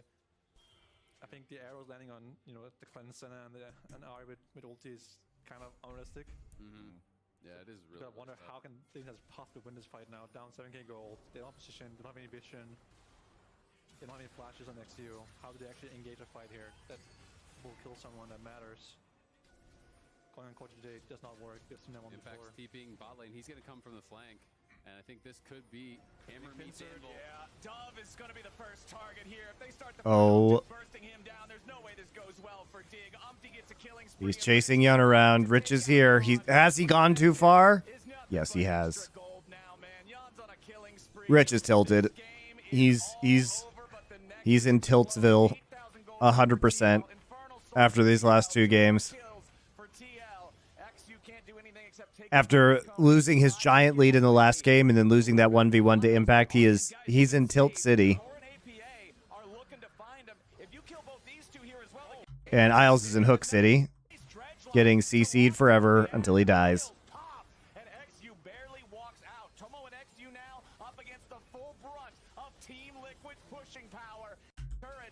Dominating game. Damn. Well, Umti just wins the game because Dignitas doesn't respect the level 3 Volibear gank. And then the entire game just turns into bot lane fiesta, straight into a win. Damn. Dominant. They're going to be feeling so confident after that one.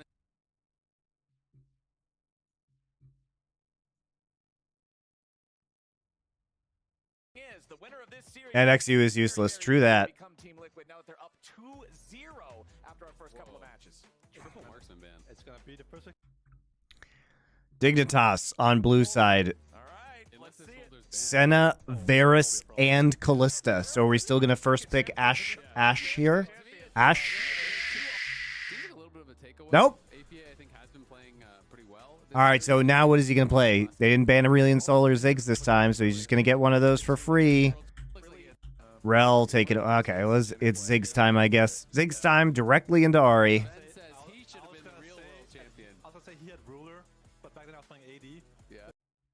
Nicely done. So they've got some of that hyper carry potential. Again, shout out to Tomo for the pentakill last time we saw him on this champion. But Team Liquid. And of course, we need to just take Xayah Rakan immediately, guys. Immediately. Lucian, Tom Kench. Really? We're banning... Why are we worried about Tom Kench? I know Core JJ is a famous Tom Kench player, but he's probably playing Rel here, given how good he was on it game 1. Gonna play Zeri, Lulu. Wow, what a boring composition from Team Liquid. Holy shit. And we're gonna play Poppy into Cassante in the top side. Nocturne jungle. And Umti gonna be on the Rel.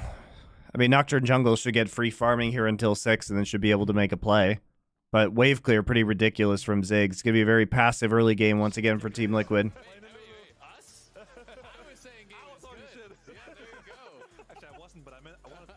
Call me crazy, but reducing league to 8 teams didn't make teams better. Did make the league more exciting. The Zeri Lulu Classic is back alive. No matter how many times you try and kill Zeri Lulu, they will always find the way back into competitive play. Which draft you guys like better here? Obviously, the Poppy didn't end up being what either of you wanted to see. Yeah. I will say TL is this is the classic. The Poppy feels really weird here. Hyper carry. This is TL classic 45-minute type of game. I don't know. I actually feel like I like Yawn. This LCS split is better than the previous ones. Yeah, it's the best split in the last few years for sure. Well, this series, so. IPA and one fight slam into the wall and then use the Q. Does a lot of damage. So if they can find the angles, they can cut off the escapes of the 6 in the series. Poppy is not like a known top counter to Cassante though. Some people do like. And you're not. There's not. I guess you can sort of. Iceborne and all that kind of stuff. Chad Poppy. Yeah, you can do some really aggressive Poppy builds. And if you do those kind of builds, Poppy actually does a ton of damage. And you don't have to use the ulti for disengage. You can just pop people up. Ulti here. Yeah, there's very low W value. Like jump over the wall. All right. Gonna amount to much. Both sides getting a little bit of help. Nobody really wants to keep slugging it out after that. Rich does have the corruption potion here in top lane, so might be a little more aggressive than usual. These days, Thorns items are just so overpowered. Does Poppy stop rel engage? Yes. Corrupting pot is pretty normal. But Cassante is like unstoppable during a lot of his dashes, so you can't really do much into that one. Just be kind of harassing clear, you get a little bit of poke, and you just use that to kind of keep your mana high. If you're in a bad matchup, you sometimes will still have to go, you know, de-shield or whatever, but since it's Kazante, it's kind of like, who cares? Yeah, it really is like that, yeah. Rich just checking out the tri-brush there, making sure there was nothing going on. But APA back on the Ziggs, back on the trademark pick in this game. He did get to play as Aurelion Sol, which is another one of the ones that he's known for back in game number 1. Obviously, that ended up working out for them. Isles and Tomo, these guys are going to need to stay more in control of the bottom lane than they were in game number 2, I feel like. Just things went so bad so early in the side lanes for Dignitas. It made the whole situation just so tough to play from.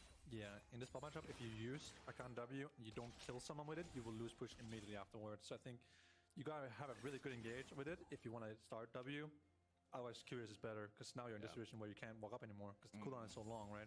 Yeah, there's no threat at all anymore. It does get a little bit awkward. I always feel like seconds. Rakan, people really underestimate how much healing the Q gets done. It's one of those lanes where it's like, if you're letting this guy hit Qs, it's almost like Soraka, where it's like, it's just Soraka Q, you know? It's like, you have to dodge those. XU going for an early gank here. This I do not mind at all, but they need level 2.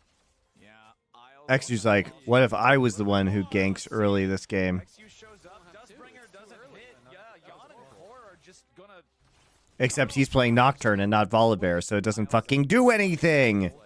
It's just Soraka Q, you know? It's like, you have to dodge those. XU going for... And his bot lane is still level 1. This I do not mind at all, but they need level 2. Yeah, Isles and Tomo still just need a little bit more. He literally ganks before they get to. What are they doing? What are they doing? What are they doing? What are they doing? What are they doing? Holy shit. Based on the way that TL was moving, I feel like that should have been obvious, but they needed to. He needed to be a little bit more patient. Oh my god. But it's like, you still spent the time doing this. Cleared an additional camp and is going to be down here. What a fucking terrible series from Isles and Tomo. Now, Dignitas might actually get dove here on this wave. That is like an absolute There's no disaster cleanse on Tomo. He might just get queued by a jumped on. Isles, at least getting a heal from that. Okay, Core and Yun are 3 now. 100 HP on the Recon. Do it. He's gonna lead the charge. Poly into stun into fucking dead. And tragedy for Dignitas. That is such a backbreaker when you're already down 2 games, and this is how it starts. You try to 3-camp bot on the Nocturne, and it just was not coming together for him. And then an easy Fucking dive for him. XU, dude. He's gonna be able to go scuttle. It's brutal. What is Dignitas doing? What are they doing? Yeah. So, you know, you can get away with Isles dying early game. It's not going to be the end of the game here, but still a very bad early game for Dignitas. Oh, I get a deep ward in too. The dream. Oh, he's here. I really think on Nocturne you should just be like going to camps, okay? Wah, wah, wah, wah, wah, wah, wah, wah, wah, wah, wah, wah, wah. Rel did red side first. Start Raptors and respawn your small camps, right? If you get Grub, I believe They're going to try to dive. He's in desperation mode. Oh god, this doesn't work. It's Game's over if this fails. If this doesn't work, and now Umti already stole away those Raptors you were talking about. Core is here. He's got the read. There's no way. And now he realizes this, and now he's just going to... Oh my lord. He waited that long This is... for Krug respawn? nice by Corjay here. You know, Umti scratches his back. He scratches Umti's back. Everybody wins. Umti hasn't even taken his blue buff yet. I think if you just full clear twice, I think if you get one of the grubs in the early game, you get level 6 off of 2 full clears. I think that's how it works these days. I think that would be a much better game plan for XCO. Why are we not ganking at level 3 instead of just, I don't know, farming for 6 against And I actually think that bot lane a Rel? worked if they just like gotten level 2. Like if they waited for level Yeah, 2, I don't know. Well, like you just do a little drive-by there, you force some summoners, maybe if you're lucky you get a kill. Then nah, you just I think the only thing you force is Ghost there from Yun. Maybe you get Core's Flash. and dive and all this. Even if they hit 2. The wave was huge, guys. So now I feel desperate, so now I really need a play to work out. Exactly. And that's where I kind of more have a problem with it, because I do think, you know, mixing in these plays can be smart. Yeah, I just think even if you get only summoners, it's still a terrible outcome. Because you have to base onto your top side at that point. Yeah, even if you get summoners, like unless you get like 2 kills there, which you're not gonna get, it's bad. You fall so far behind in the jungle. You like lose all pressure, lose all tempo. Not that you had a lot of pressure to begin with. Well, XU does at least acquire the... They're kind of getting bopped in their lanes. Which is something, especially against a Rel, who's normally a very effective grub control champion. But so, Yun winning on this Zeri in this lane is disastrous. Yon and Core JJ, their control over this bottom lane is not changing anytime soon. Umpty, again, just moving into the enemy jungle, sitting down a little bit of vision. Dove does have level 6, so the gank on the Ahri pretty much guaranteed to just be looking to pop the ulti for the first time, then find another follow-up play later on. We'll see if they can get anything here. No. Dove can just walk to the side, not really any pressure on him there.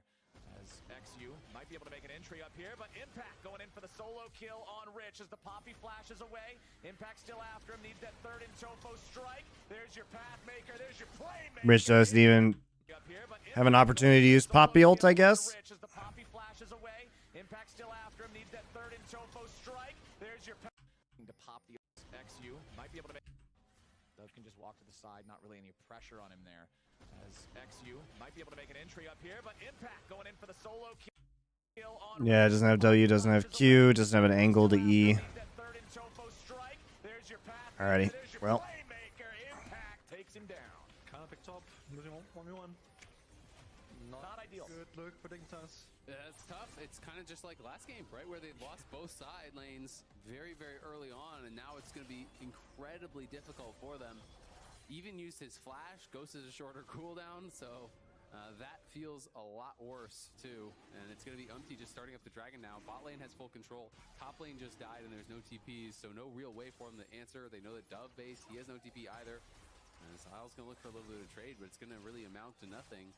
And TL are just going to still continue grinding out these slow incremental advantages. Yeah, I was going to earlier praise the top lane control from Rich, who had Prio for a lot of the first few minutes of the game. It's what allowed XU to be able to grab those first 3 grubs after things didn't go the way he wanted with his invades and his gank attempts. But then Impact just getting the solo kill, getting the punish on him. You cannot underestimate this guy, man. He became a world champion in 2013, and he's been like a top laner. You know, one of the things that isn't great about Poppy is that she doesn't have the strongest like combat ult, right? And so if you're playing top lane, it can be pretty brutal in these 1v1 post 6. Whereas if you're a jungler, usually if you're ganking, you have a player advantage or you have time to like ult somebody out on an objective. Or if you have a player advantage on a gank, then you can just use your ult as a, 1 second knock up. But in the 1v1s in top lane, that is one of the downsides to playing Poppy. Yeah, he's won with a lot of different rosters. I think there's never been a team where you said Impact was the reason this team didn't succeed. Yeah. No, I mean, even when the teams were doing really poorly, even on FlyQuest, right, where a team was doing really poorly, everyone's like, ah, man, this team's really falling apart. Yeah, Impact is still great, man. And on a lot of They really probably should have kept him on FlyQuest, honestly. The hard carry on the Fiora or the Jace, but he can play, champs like the Jace and the Bruisers, and he's been really good at the tanks all his career. You know what you're getting with Impact. Yeah, he can play what the team needs him to play to execute and win the game. And nowadays, tanks are so overpowered, you can solo kill your opponents with them. Well, or do we really want to call Cassante a tank here? Tank, assassin, bruiser. Yeah, somebody do the pasta. Mods, don't time him out for the pasta. This is an appropriate time for it.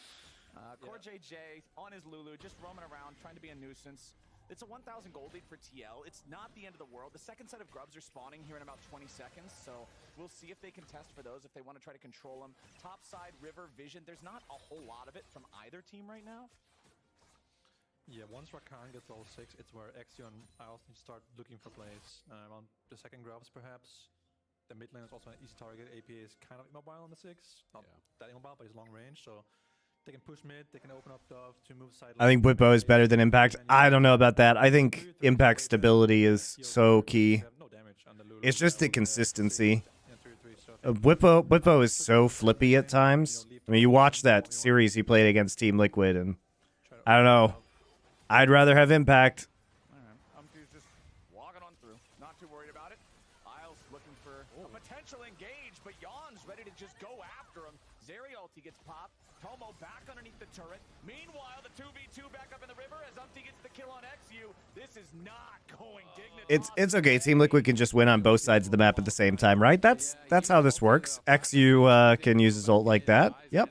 Very good. Now all 3 lanes here winning for TL.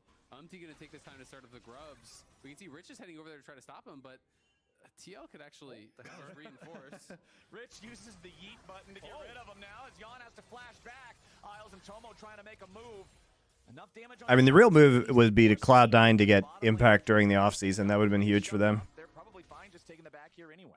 Yeah, he's an award though, so he'll get cancelled here. Yeah, he's going to back it all the way up to actually start his recall. But they need plays now. Dignitas needs something to be kind of that spark to get them back into this. They got Jan's flash now. Isles did use his own flash and his ulti, but next ultimate, maybe Exu can, you know, use the ultimate to get in, and then he can bring Isles in with the Rakan's shield. And can't gank top lane, so it's got to be bottom mid at this point. Yeah, and Impact's got enough control over the top side now to just make sure that nobody's going to walk up and really mess with Umpty here. So those grubs should all go over to the Team Liquid side. Here's another look at the 2v2 mid. Yeah, we saw the Does miss initial charm. scrapping, but as they stack up, I assume Umpty just kind of goes in on both of them. Yeah, just flash in, crash down Magnastorm, Ziggs ult hits, and then at that point, that's just a bit of a like you're already dead. You kind of just have to accept it. The Nocturne ult is so bad. Things about Nocturne, it's a 2-minute cooldown on your ult. Yeah, like, and you don't build CDR. Yeah, that's a long ult It's painful when you timer, and yeah, it could have been used to do something instead. He just griefed with it. He didn't even get a stack on it with his first ultimate, so over 2 minutes. very punishing death for sure. And they just missed their spells. They just used the Nocturne Q, the Auri Charm, and they're like, oh wait, they have no spells now. I'll just go and kill them. Yeah. This game number 3 really seems rough for Dignitas between the miss. Nah, this game is terrible. Man, Dignitas, holy shit. You're just losing all the lanes you're supposed to win every single game. And it's one of the difficulties of having best of 5s versus just, you know, your 1 game a day regular season type of thing. You've got to be able to reset in between the games and be ready for each new challenge. Yeah, absolutely. I mean, the winner of this would be playing against 100 Thieves. I do believe it is. And then, you know, potentially you could move on and fight either C9 or FlyQuest. TL, I think, would really love to get in their crack at FlyQuest, given how close that series was. I agree. Pretty devastating loss for them in the Game 5. Jan, in particular, looked absolutely heartbroken after that one. And I thought he played an incredible series against FlyQuest. I think Jan's Varus and his Kalista were nuts. some of his best matchups. I think those are his champs he's the best at currently. But Yeah, Yun has been playing better in playoffs than I thought he would, so credit to him. They can just stand there and walk right on out of the CC. yeah, why not? No reason not to.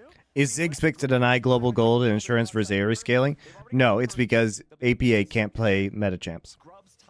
He plays Ahri, Aurelion Sol, and Ziggs. That's what he plays. Keep your eyes on the Zeri if this breaks out into a team fight. Maybe Nico sometimes. Win this team fight here. Yeah.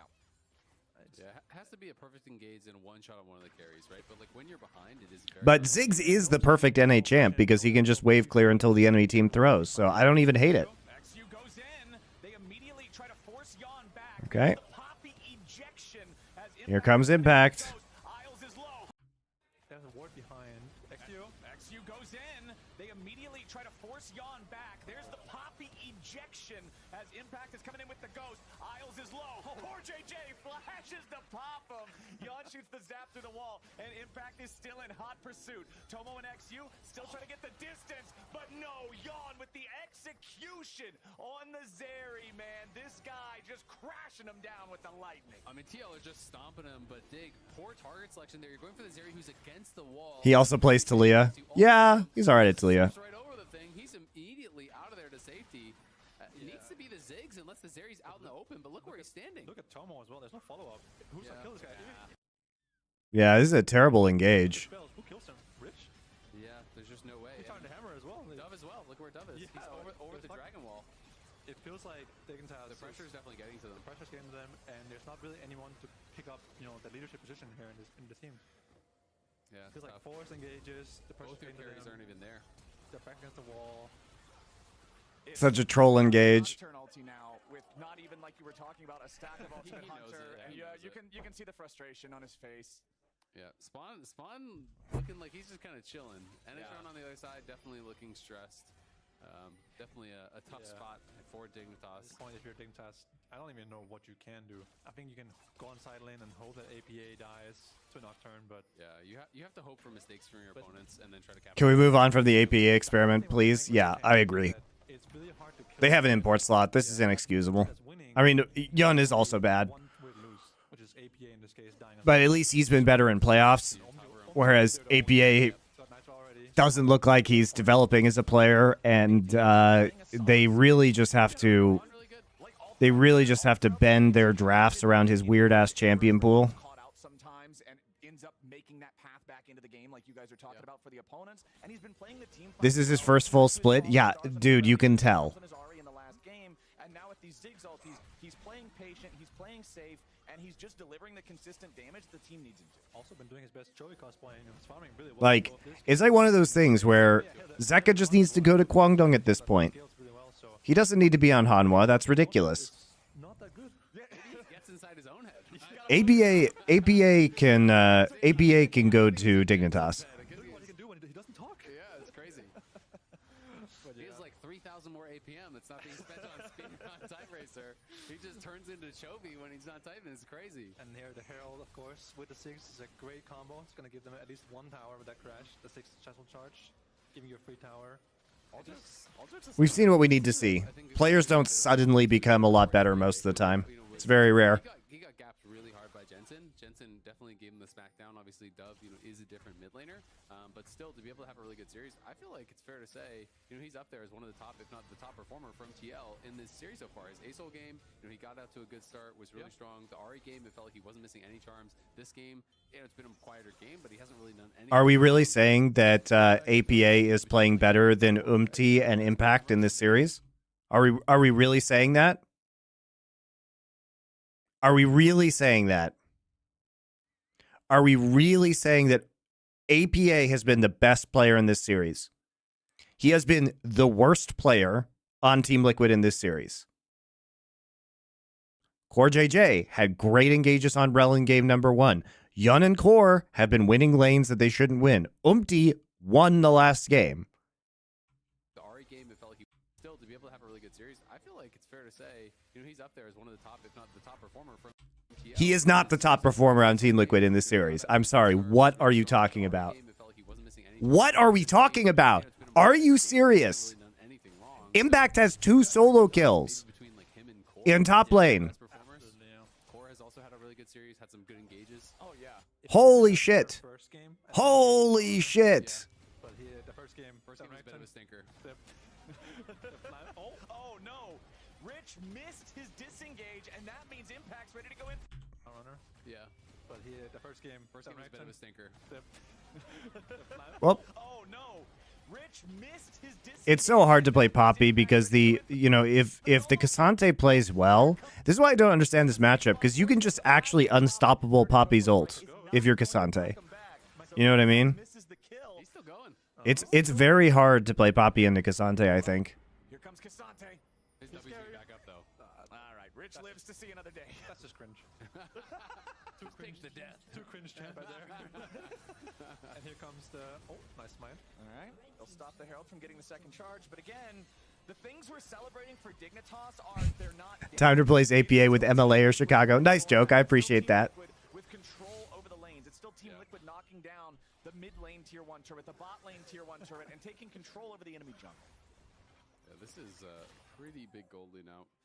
You can see Ziggs, most rich player. APA was gapped super hard every game in 5 by Jensen. They never said anything about it for some reason. I don't understand why this guy is just immune to criticism. I love his trash talking, by the way. I think his personality is great for the league. But holy moly. I do not understand how you walk away from these 3 games thinking that APA is the top performer on Team Liquid. It's like XU being that behind is really hurting as well. These days, Ari buys like Malignance and Lich Bane. They don't kill tanks with those items. No. You go for like the short picks on the carries, and you keep going with the resets. And Tomo's not exactly rich either this game. So coming up with this Drake about to spawn here in under 45 seconds, both the Rakan and the Rel have flashes ready to go. These are the 2 big engaged champions for either side. Umti is just completely unafraid. He knows that XU and Isles aren't going to kill him before he gets reinforced by somebody on his team. So they're just trying to establish vision control here in this bot side jungle at Dignitas. I mean, honestly, when Umti has Core behind him, the only person you maybe start caring a little bit is if Tomo's there, right? Because even Dove, it's not like Dove is going to 100-0 you with a tanky Rel here and a Lulu behind you. Dignitas needs to think outside the box here. They can't just go 5 mid and hope that someone dies. And look at APA. APA is just, they don't even have to fight. They do land the charms. It's a little bit of poke, but APA is just going to push up towards that tier 2. And Umti's so tanky at this point, though. 4 versus 3 here. They haven't even taken vision yet. And AP is just gonna come now. Ready. Magnet Storm with the crash down starts it off, and Yawn's ready to end it fast. APA Nice little long-range Zigzult right there. Just dunking everybody. You know, it was really APA that won this fight. He's the MVP, guys. He's the MVP. It's not Umti with a fantastic engage, flash engage. It's the fact that APA pressed R on a giant circle and threw it into the middle of them. Yeah, Umti's just a passenger. Goes on a killing spree. 3-0-4 here on the rel. He waited for his moment. He pulled the trigger, and it's 3 Dignitas bodies hitting the floor. Huge engage there from Umti, and TL pretty much close it out with that one. Great engage. That's it. Multiple members. They burst down aisles, shoot him out of the sky. He couldn't even get in there with the engage. Tasty STMG, thank you for your subscription. How are you enjoying this masterclass in League of Legends? I feel like I'm going to enjoy that WE versus Top Esports series a lot more. And maybe we'll get around to G2 versus Fnatic if we have enough time. The poor job of being an entry fragger here for Dove and Isles. I think they just have to try to do something funny, you know, go on side lane. You know, remember my flank at Worlds, the Elsa flank in that bush for like 2 minutes? But you have to admit that he was better than Dove in this series. Just go into a bush, sit I mean, 5 minutes. I guess. XU completely griefed all of these games. What is he supposed to do as a mid laner? I mean, Dove hasn't been good, for sure. Look at them and be like, At least Rich got himself a lead in game number 1. by staring at them, right? So just go in a bush on side lane or in the jungle and sit there for 3 minutes. Time for some secret agent recon. Yeah. You gotta go crazy. Dignitas needs to follow in the words of By the way, the fact that we don't see people improving that much, Perfect begs to differ. Perfect actually had some pop-off games very early in the split, by the way. His first Gnar game was really good. Perfect was showing flashes earlier. some goofy League of Legends. Yeah, when you're down, you gotta get desperate. You gotta Perfect also was ultimate weak siding. that is The thing is, Perfect had no resources. Like, literally, Pioshik would just camp bot and just leave Perfect to die. a pretty bulletproof game here. They know it is fully in their control. They're one off of Soul. They're one off of winning the series, and they are looking pretty close to doing it. As Impact's even pushing out bot. They have no TP on Rich. He's the one down there, so it's not W versus top is a stomp. I don't care. I want to watch it. He doesn't even care. Yeah, pushing.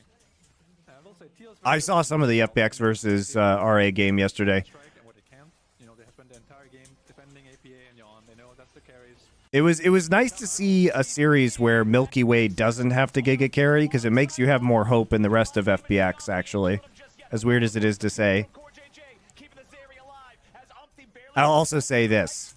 You know, Milky Way may be the Lisan Al-Gaib, but I'll tell you after watching those games yesterday, he is not the Lee Sin Al-Gaib. Eh? Eh?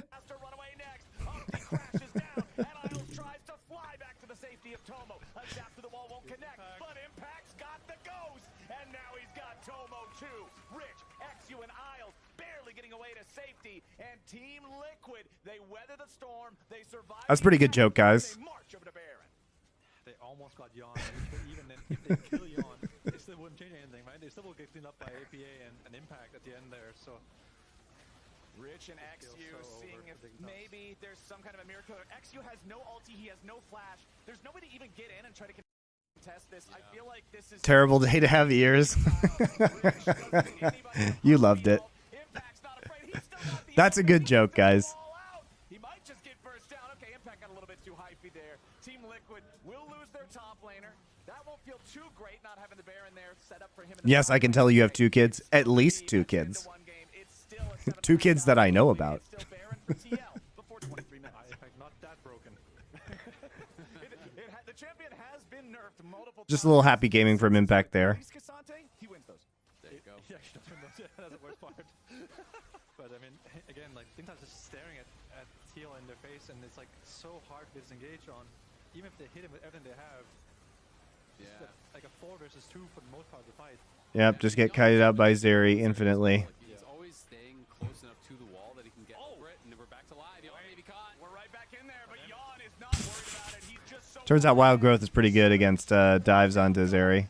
Oh, they stunned him with a wall bang. Oh, Paranoia. They got him. They got him. However, they used absolutely everything, and now Impact just like, what, destroys them.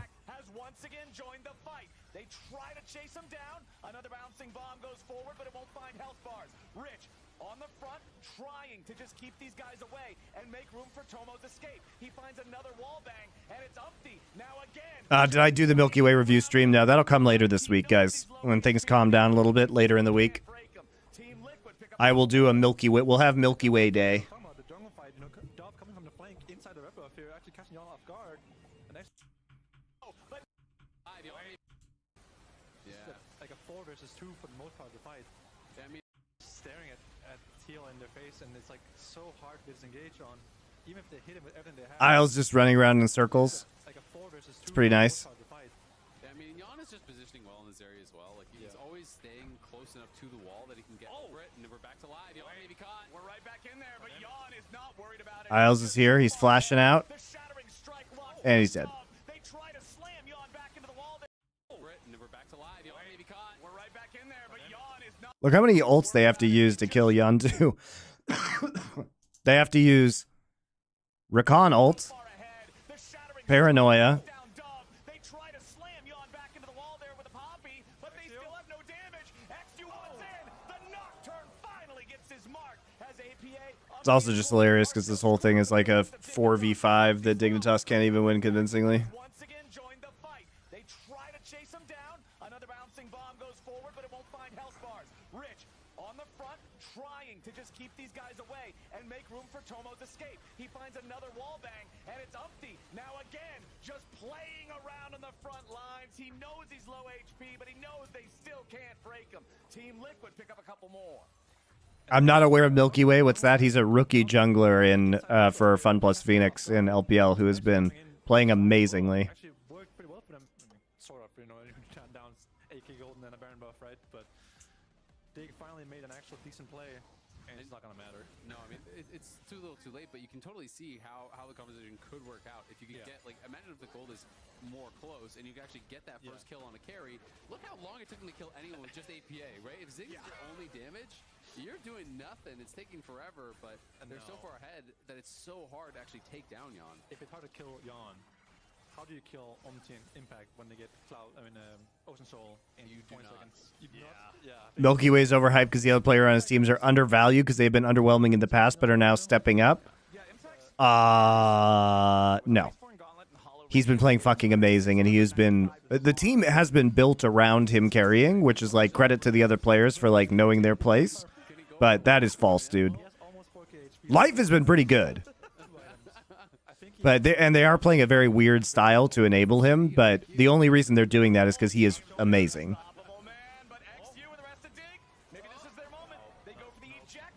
And Dokdam has been actively trash a lot of this split, although he has been playing better recently.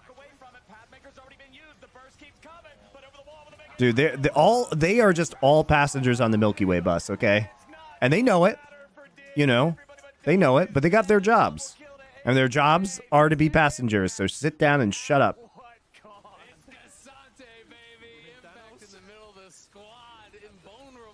that's before the Cloud, I mean the Ocean Soul, by the way. So he's gonna have that for next fight. All right, Charm into get rid of Rel, so they try and turn on to Cassante. But Cassante is extremely tanky, and it takes them 1 million years to kill him. And at the end of the day, he's able to take somebody out. And Yun is just cleaning up all of the low HP targets because they blew every single cooldown that they had onto Cassante. They have no ults left, except for Tomo. Tomo has ult, but he just gets CC'd by Umti. Core JJ is on the other side of the wall. And he gets polyed and died, so Tomo never has a chance to ult. That was pretty well played. Impact pulls them down into that corridor. Now reclaiming the title from Huhi as Team Liquid takes out the mid lane inhib. Umpty does not care that he is the target. He gets the shattering strike on 3. Rest of TL rotating over, trying to save their jungler. Wild Growth guarantees it, as now Rich's steadfast presence wants to stop Team Liquid from moving any further forward. Mega Inferno Bomb just out into somewhere in Nebraska. That's not going to matter too much, though, as Team Liquid still just continues kiting back. XU wants to dive, but Yawn immediately turns around to kill Isles. The front line of Team Liquid cannot be broken now, as Rich will be stuck behind enemy lines. What a sad series from Dignitas. I'd be upset if I was Enetron, their coach. A triple kill for the Team Liquid AD carry. A 19-3 game, and it looks like Team Liquid wants to go for the throat. Tomo and Dove trying to stay alive here, but man, they're stuck on the steps of the fountain. The reason I have a different pronunciation for House Harkonnen. Barely holding on to life. How should I be pronouncing it?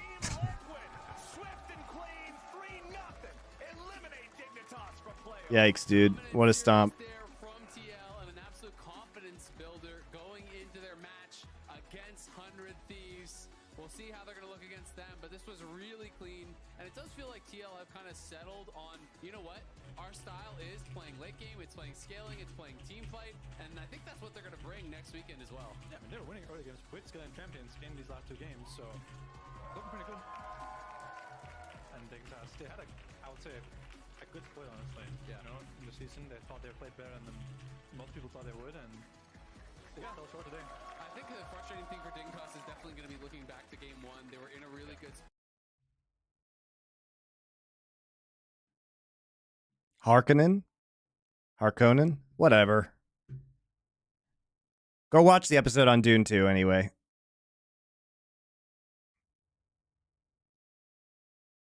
TL versus Fly was a real banger. It wasn't. It was terrible.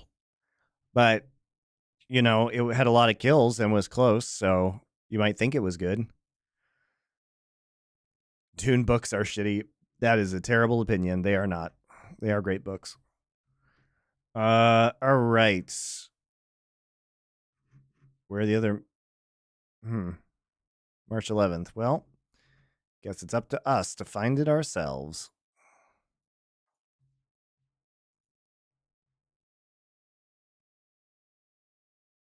Number 1 of Series 2 of the day as we come toward... After book 4? Well, okay, but there were only 6 books that were actually written by the original author, and I've only read the first 4, so I stopped when it got bad.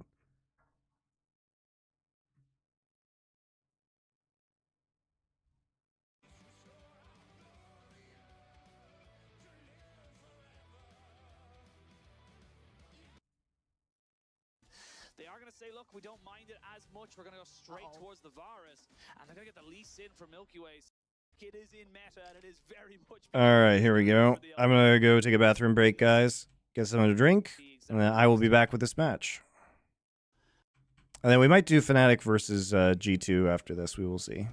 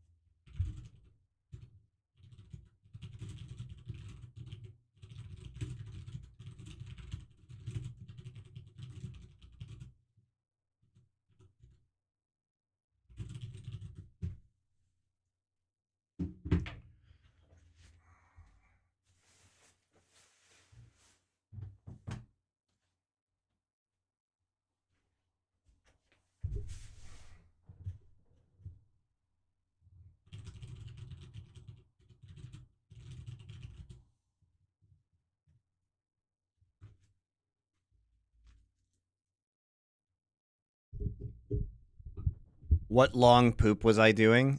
I wasn't. I went pee and then I made myself a protein shake.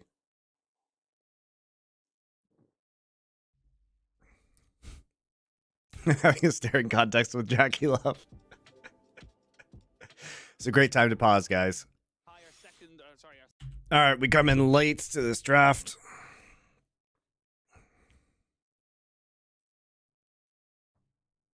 No viewers today because I'm doing fucking shitty NA games and LPL games, so nobody wants to watch this.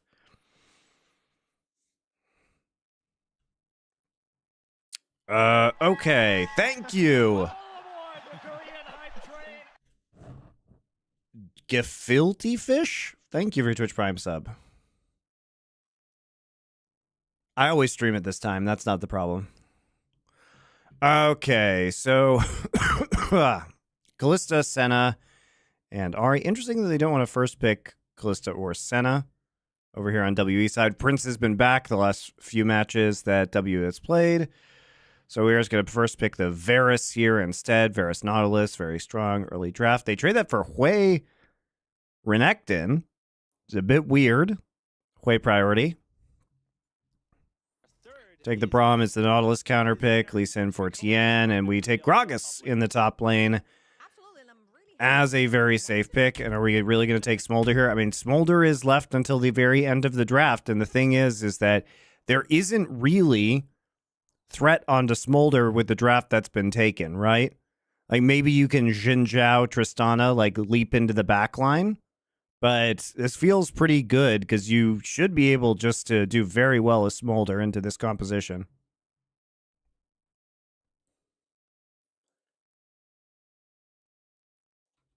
I did not want to see Smolder again. Quite honestly, I do really enjoy Jackie Love in the more, intensely. I'm actually surprised that the Chinese government allows the direct sponsorship, considering that the Chinese government is on this big push to have people have kids right now. It's like all their propaganda now is like make babies. Kind of hurts me. Hi guys, big Jackie Love fan. Kind of hurts you. Look, no one's intentionally going after you right now. Of course, we are a little bit behind. We had a slight audio issue. We're going to be jumping straight into game now in 3. But I mean, this kind of suits out to what TES want to be doing. Like, if you look at the way the competition has worked out for them, they have basically been such an inconsistently kind of, set up team that once Jackie Love has gotten... They lifted that one-child policy, but didn't know they did a 180. Well, they have an extremely aging population. And so the new thing is that every Chinese family should have 3 or more kids. That's what all the propaganda is now in China. Incredibly well. If you look at the teams that top esports has literally lost to, is BLG, Xi Jinping is all about that. and FPX, literally top 4 off the board together with them. Is Prince doing well in LPL? Or did this NA skill vampires get him? Well, he was benched for a while because he was doing so shit. The criticism is that when top esports fall behind versus the really, really strong top of the table teams, they So, no, he hasn't been doing well. get back into their games. I remember the series versus JDG. They won the first game because they did get ahead. He was like really bad earlier, but WE is still somehow a good team. And then their bot lane collapsed in the next Wayward has been surprisingly good again.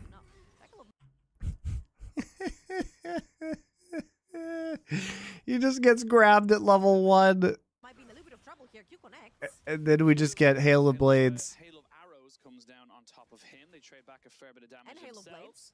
Yeah, and get themselves some decent trade in here. That's just the kind of way the Varus lane goes. You just want to try and get early priority. Yeah, the Chinese demographic issue is real. Same thing in Korea, obviously.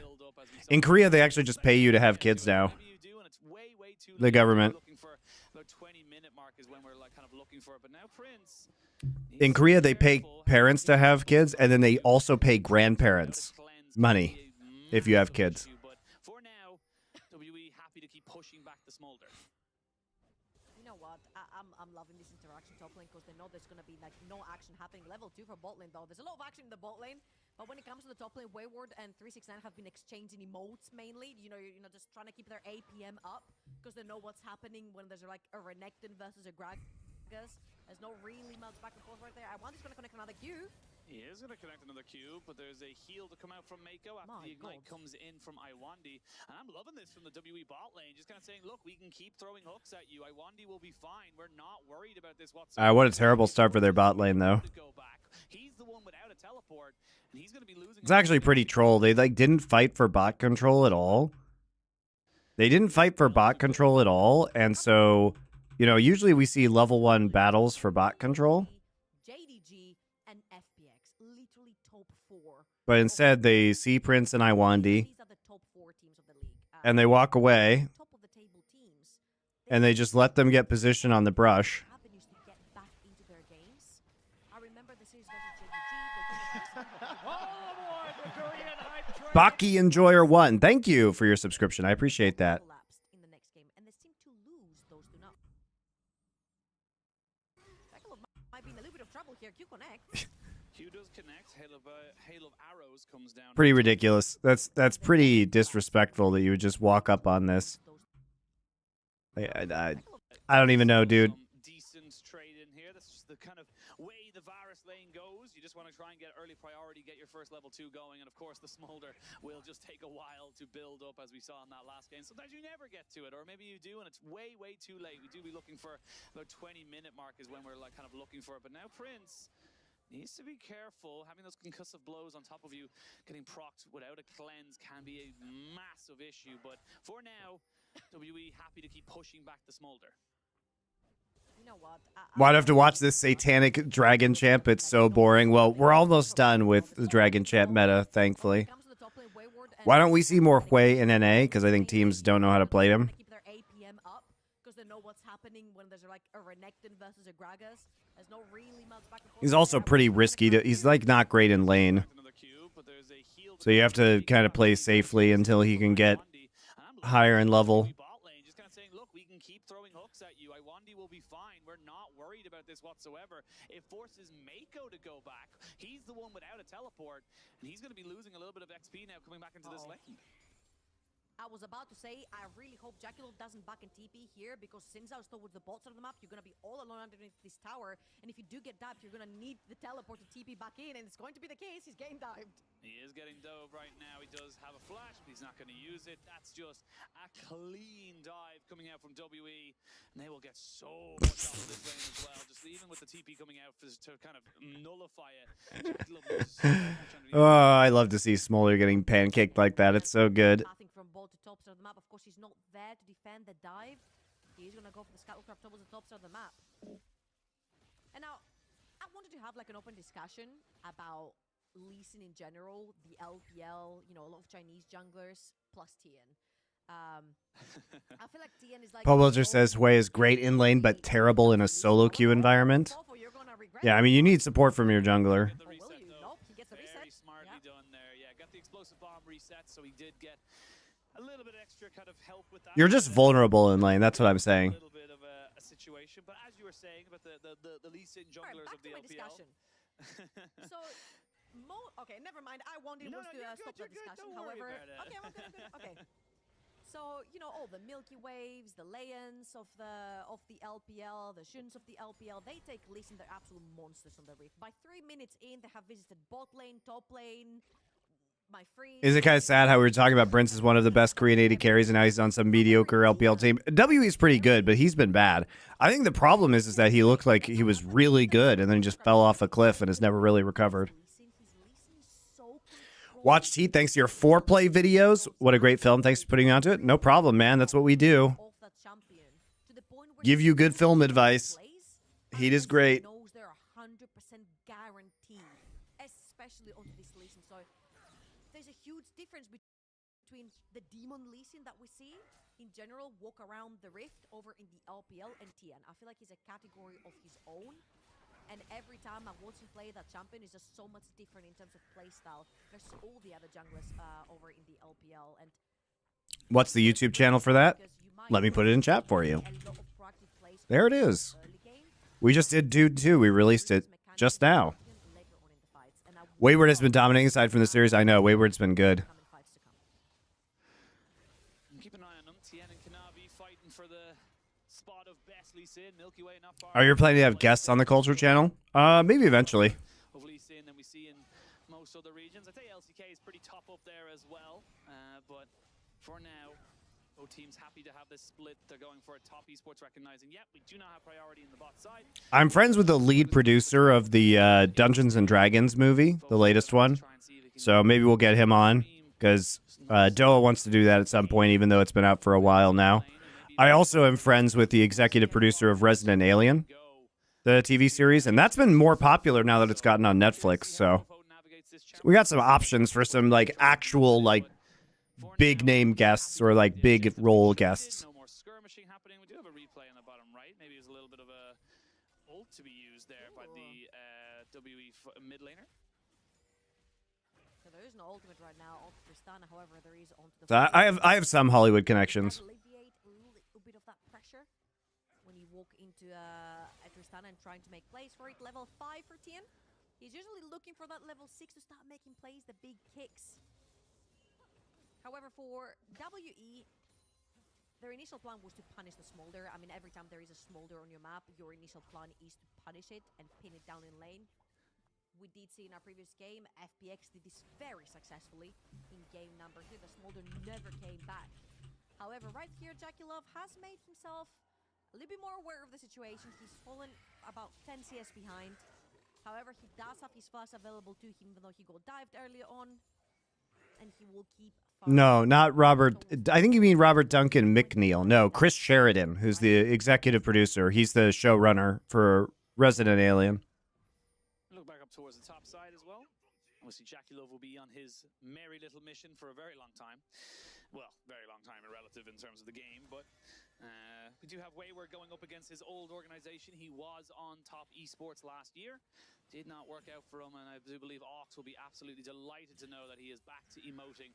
Not with the Amumu crying, but this time around with a, it seems to be a crying ghoul, I believe, from like a Senna W or something. So it seems to be it's interesting kind of new development within Wayward's character arc within the LPL. But right now, WE, they have got access to Prince's ultimate. No ultimate available for Jakilov or Mako, so this could be an opportunity here to maybe get something going for them. And I'd like to voice my disappointment a little bit here. WE is a team that is known to play towards the top side of the map. They do usually give Wayward a counterpick or a very strong laner that he can bully whoever is against him with. Of course, 369 is not really a very bullyable, I made this a word, top laner. And it's not going to be the case right here for WE. They are playing towards that bot side because they need to make sure that Smolder does not come out of laning phase. Fofo, very nice W away, but the slow? Oh, they needed to land. It's a double knockback. There from Fofo to make sure there's absolutely nothing else to happen. Bot lane domination just continuing. He's going to camp this Smolder forever. Good play. Going for the dive there. The Braum can get them fairly sticky situations. Tien going to find himself in a 1v1 with Hung, but for now, they're happy to go. Oh, no, he wants all that smoke, and he wants to try and go for it, because now Cream has to be forced into a 1v1 versus Fofo. Fofo forced to flash away. He does not have the ultimate. It's a bit of a scrap on all different sides. 2v2s, 1v1s, and now we get a 4-4v. And he wants to try and go for it, because now Cream has to be forced into a 1v1 versus Fofo. Fofo forced to flash away. He does not have the ultimate. It's a bit of a scrap on all different sides. 2v2s, 1v1s, and now Dude, I love that they just catch him out with the chains of corruption. Flash. Okay, they get Creep's flash out. All right. So trade 1-for-1, but they're keeping the Smolder down pretty nicely. Oh, but Jakilov's losing so much. They had to ditch an entire wave down the bot lane, him and Mako, to try and join this fight. I saw Apex Legends had to cancel pro matches because a hacker injected aimbots and wall hacks to players during a game. Yeah, they took over the accounts. That was pretty crazy. I think they were playing remotely. I don't think they were playing in an arena, right? They're playing from home. He saw that Cream was walking first. Fofo engaged onto Cream on the top side of your screen. And if you look on the bot, then Mako and Jakilov have the first move into the river, but they cancel. You see Jakilov trying to carry himself through the wall, but he's not allowed to. Cancel coming in from the Zinza right there, and even though they do get a 1-for-1 trade. Is MSI going to be vulnerable to DDoS? No, because the Chinese client doesn't have the issues that the Korean and Japanese ones do. So it's some vulnerability that's on the Korean and Japanese clients, but not on the Chinese one, apparently. But they also usually have a tournament realm on site for international events. So I don't think it'll be an issue at the international events. And we only got about 3 minions before this dive could go very poorly. How does Jackie Love end up over there? I did not know he could go outside of the map. That seems Yeah, you can. You can go through the wall with Smolder. We've seen that a lot recently. Am I watching the CS2 major? Yeah, I started watching some of the Cloud9 games yesterday. I was catching some of the first games, but it's on in the middle of the night for me, so I'm not going to see a lot of it. It was actually one of the very first videos I watched from Smolder, and it was showing you how you can use Smolder to dive enemy bot lane by using the wall and not being targetable right there. But yeah, I don't think any Smolder has ever dived anyone because they're usually stuck underneath their tower. So that's a different story right here. But yeah, Jackie Love using the travel right here to get onto the wall and wrap around basically. That's insane. Not getting autoed right here by the Nautilus is huge. Not getting pinned in place. He gets to clear out wave, which means that Does do a good job of dodging, not CC. it's not possible, but Tiana's getting caught here by I1D. He is, but he's going to get out from his mid laner after the flash as well. So no flash kick available for TN. Dragon is up and alive, but now I1D without a flash and an ult could be in a little bit of trouble if he gets caught out here, but still looking fairly safe with his Swifties as he moves around as quick as he possibly can. And honestly, this could be just a moment here for WE to maybe kind of back away from this because they haven't got a first item completed here onto Prince, despite the pressure they've put down on the bot lane. Jackie Love is actually the first one with Essence Reaver. Now we're going to see Mako getting caught up, but he's going to turn around straight away. There's going to be the Glacial Fissure to slow everybody down. I'm going to see anything else happen from it, but Prince. He has flash, and he'll have to Use both sums, though. He had to use both sums. 369 comes down, but he just walks up into 369's range, so he has to use flash there at the end after he had already popped Ghost.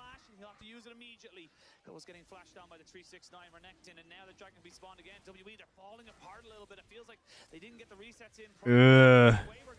Not getting the second Drake is super rough. Like, they need to stack these objectives. Like, even though they killed Jackie Love, he still has 95 CS.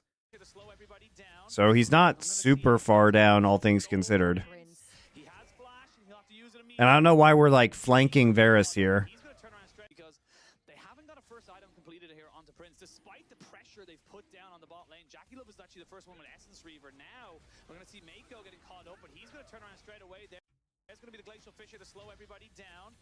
I'm going to see anything else happen from it, but Prince. He has flash. Glacial Fissure went down, so WE backed off. That means they could collapse onto Prince on the other side. WE, they're falling apart a little bit. It feels like they didn't get the resets in properly. We're going to throw the ult in, but the smite's too good from TN, and that is top esports getting themselves their first Drake.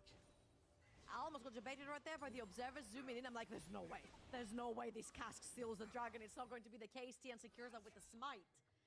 And again, you see how top esports bully, as a 4 versus 5, they bully WE out of this objective. I think. Yeah, Smolder is so shit. I'm so done with this champ. Love out of this fight, but 369 played towards his Smolder, and now he's playing towards Prince again.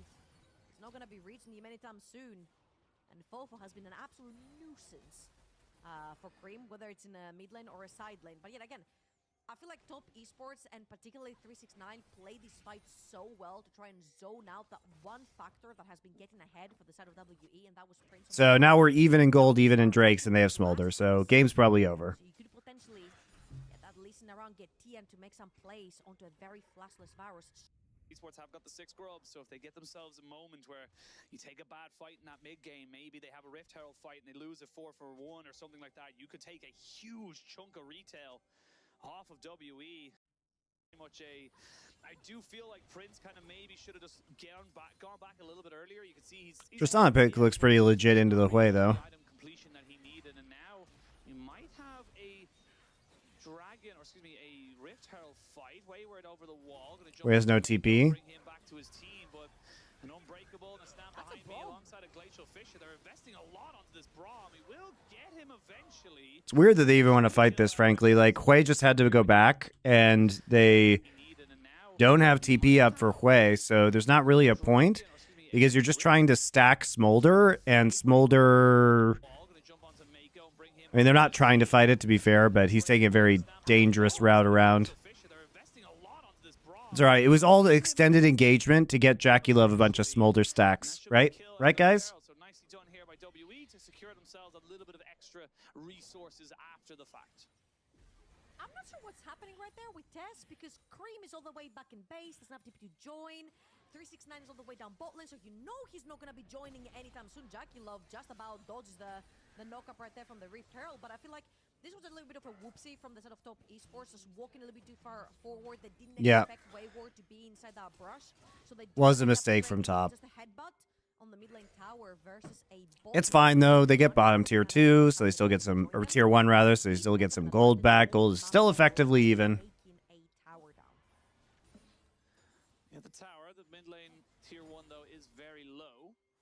And they do see TN up in this top side. So they know that they're trying to get Olivia a little bit of 2v1 action into Fofo. Fofo, though, might not know that Mako's coming. Now he does, as Hung going to find him out. And Mako in a bad position again. Should be fine to just stand behind TN. Or he gets TN to stand behind him and back himself away. But right now you can see that this game is getting a little bit funky. I do believe the WE were slightly ahead of Top Esports just before the 15-minute mark. Dodge cast. Might be able to kind of use that, but here we go. We're going to have a full fight coming in. Chain of Corruption down onto Mako, and he dies. There's going to be the Smolder ult as I want to go. Oh, he's going in. Knocked back by the Tristana, and now Jackie Love chasing down Prince, looking for a little bit more action on this play. Prince does have the ghost pushing, but that's still a 1-for-1 trade. And now Cream and Fofo going back at it once more.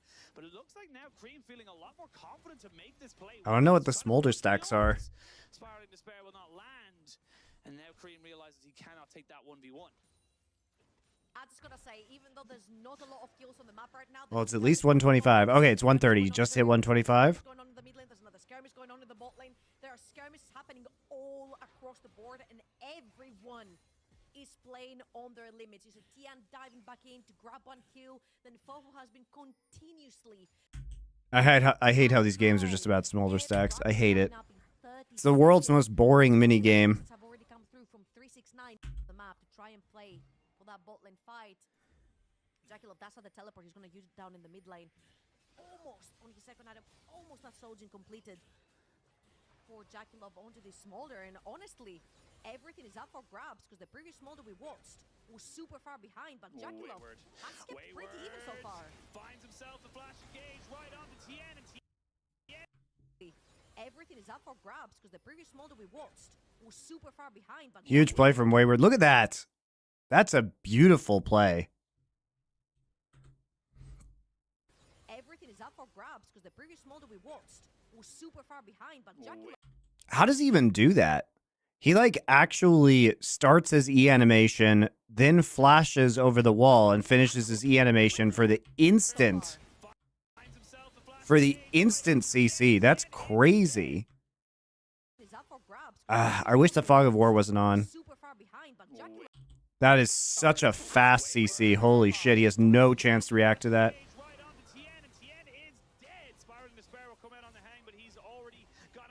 That was I've never seen a Gragas engage like that, I don't think, before.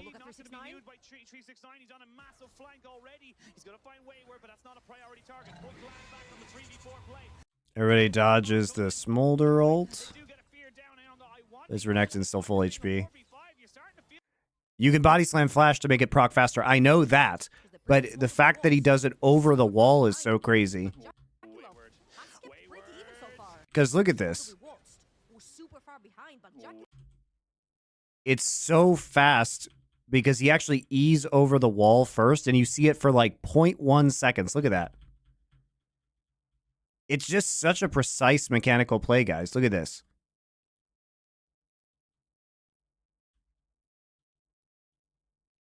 There it is. Right there. He's literally 2 frames. He's 2 frames over the wall and then flash for the CC. Yeah, and the wall hid the animation. He's 2 frames over the wall. It's so crazy that you can't react to that. Wayward finds himself a flash engage right on the TN, and TN is dead. Spiraling Despair will come out on the hang, but he's already got himself over this fight. Doesn't have a crescent guard, so has to flash. Also, that's probably not impossible to fuck up from Wayward's perspective too. 2 frames.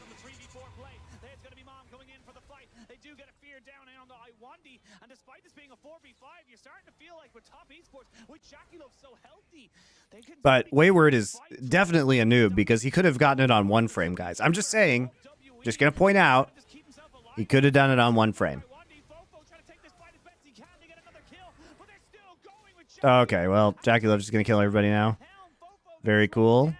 But the hail of blades, or the hail of arrows, keeps him nicely away from the fight. Prince, so close to going down. They get the stun down. Another ultimate used there by Fofo to keep him up, but ends up being a 2-for-2 trade. Top esports not going. He needed the 2nd frame for distance. Losing their jungler so early. Maybe actually. The 1 pixel of distance. G2 versus Fnatic tomorrow. Maybe today. Probably. It'll be tomorrow at this point.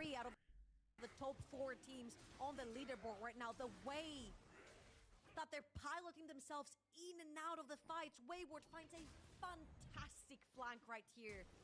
Grabs TN. Such a ridiculous play. Into that ultimate to send TN flying into WE's open. Unfortunately, I mean, the price of this was they used 4 ults, right? And so you can't keep fighting after you use those 4 ults. He does her. They have found Cream finally. Yeah, they found Cream, but Cream's got himself a buddy. Mako gets in and says, "Stand behind me. We can take this." 369 is also massive. How is 369 just always there with the TPs? His TP usage is so good. They're already in ult. Shutting down every play. That's the 3rd kind of beverage I've been drinking today. This is a San Pellegrino blood orange and black raspberry seltzer. It has no calories. I drink a lot of seltzer and black coffee, guys. And I was also drinking a protein shake. And it ends up being a 3-for-1 trade in favor of top esports. Now you can look to see where they want to try and move this momentum, because right now it looks like WE, they're losing the run of the game. Oh my god, it's just so beautiful watching top esports. San Pellegrinos. Yeah, I don't drink the ones with the sugar in them. Just the regular seltzer. Then Mako is suddenly there, stops all the incoming damage from coming through. In the meantime, 369 is already TPing on the back of that, and it's for 0 objectives. It was literally a play that was generated by W to try and finally catch Scream. As we're gonna see in this replay, I was drinking a vanilla like protein smoothie that had a banana in it and some flaxseed meal. It's like flaxseed, cinnamon, vanilla protein powder, banana, milk, skim milk. all the damage coming through from the Tristana. On the flip side, 369 is already in your back line. Wayward TP's in way too late. The only silver lining right here is that Prince actually finds Jackie Love, which has been the this is kind of like Prince is just the Jackie Love assassin in the 1v1 on the backside of the play. between Prince and Jackie Love. However, I feel Jackie Love's had a pretty sloppy game though. flash you through the unbreakable of Mako. He just didn't kind of calculate the distance very well. Doesn't end up killing Cream. Oh, Prince. My casting is appreciated and missed. You don't have to miss it. I'm here 6 days a week. TN getting himself a kill. There's the ultimate there from the Nautilus, but TN is not done. Just weaving in and out with these sonic waves. Goes right behind Fofo, but didn't get the kick off as Fofo Tries to flash. TN can't get the kick though. Prince to kind of lay down the artillery fire, and all this vision being cleared out right now. Iwanti goes down. That could be huge. Spiraling Despair. Not gonna mean much. Cream's having a very good Hwei game though. From Mako to make sure they do not get anybody sorted out, but now 369, the real hero of this game. she's all armor and no magic resistance. You can see right now Cream is starting to hurt him quite significantly. And top esports, they're building up the pace. They're constantly keeping WE on the back foot. Speaking of which, Heng gets jumped on. They get themselves a turret and back themselves away. Top esports, they're turning up the pace here. Absolutely, they're playing right in their face, and this is a whichever fight he's case. You see Mako Get that kill. Now Hang might have to suffer the consequences of his mid laner's actions, and that's going to be 2 kills. There's no 2v1, but I think the Renekton is going to be the case. You see Mako. Oh no. Towards the top side of the map, but yeah, I'll put in quite a bit of damage. Level 40. Wayward, so smart, man. I love, or I mean, not Wayward, 369. I love 369 as a player. You see Mako already making his way towards the Oh, top. yep. But yeah, I feel like TES. Let's go ahead and pop that right away. Stun you once my rage goes up. Get rage again. Q, and you're dead. get that kill. Now Hang might have to suffer the consequences of his mid laner's actions. 369, just too fucking good, man. Where there's no mid laner, immediately you see the Smolder TPing towards that Baron. They want this objective, and Top Esports want this game. Absolutely, they're just too clean. Top Esports is too clean into this game. It's up to Wayward, Prince, and I wanted to make. In this particular one, he's gonna. Was starting, so they are in such a strong position right now. Nearly up to 3. Yaki Love has 225 stacks. It's over. It's just such patient play from 369. And also Fofo, he was looking at shop because he sees the Renekton for about 2 seconds and then goes, oh crap. Yeah, he was definitely looking at shop. I mean, okay, in all fairness, the wave had gone so far out that there's no way someone was gonna be there, right? Right? Well, it wasn't the case. 369 was waiting. 369 getting jumped on by 4 people. Still survive. Do you know which game is bigger between League and Dota 2 in China? Definitely League. I mean, this is where Jackie Love can really start. I mean, they're both big, but League is enormous in China. He's just forcing everyone back. Wayward, your tank, your engage, really, your face checker is backing away so slowly. They're just trying to put down damage, keep going for it. Dota's bigger in Southeast Asia and Russia, though. Pretty sure. Top Esports get 2 kills. Prince is a 3rd, and he is going to be followed by, you imagine, the rest of his team. As WE back off on full retreat. I mean, I don't know if they can defend anymore. They're going to reset 369 here, maybe go towards that top side, but I mean, this could be an inhibitor very easily. This could be an end very easily. There's 25 seconds onto these Bowers. You've got 6 Void Grabs as well. You do have Teleport coming through from Cream if you want him on full mana right here. There is a Dragon that's going to be getting pinged out. It's not quite going to be the end right here, but if W want to turn this around, if they die here, it could be an end for them. There's still Baron buff on. Any plans for a cooking stream? I'm going back to the States in May, and I might bring back some of the equipment I need to do cooking streams to Korea. We'll see. I do like doing the cooking streams, but you guys didn't watch them last time, so. Now they can maybe kind of catch out 1 or 2 people. They won't even get the blue buff. WE tried to go for a proactive play, and now Prince. Oh, Lord, he almost got caught out, but now he's without a flash. That was a really nice attempt right there by Tian. Doesn't waste anything, no flash, no kick, no nothing. That means there is a lot of threat potential onto Prince right now since he burned his flash. Fofo has to jump away. They cannot defend their towers. There's a wave coming both sides of the map as well. I did do cooking streams, but they were like end of 2022, December 2022. WE cannot step out of their base. No, WE are running out of options right now. You need an incredible. Dude, my cooking streams were mega. I had a 4-camera setup. I had the best cooking streams on Twitch, hands down, in terms of production. I have a switcher and more cameras I need to bring back for it. This game is over, guys. Smolder is too smoldery.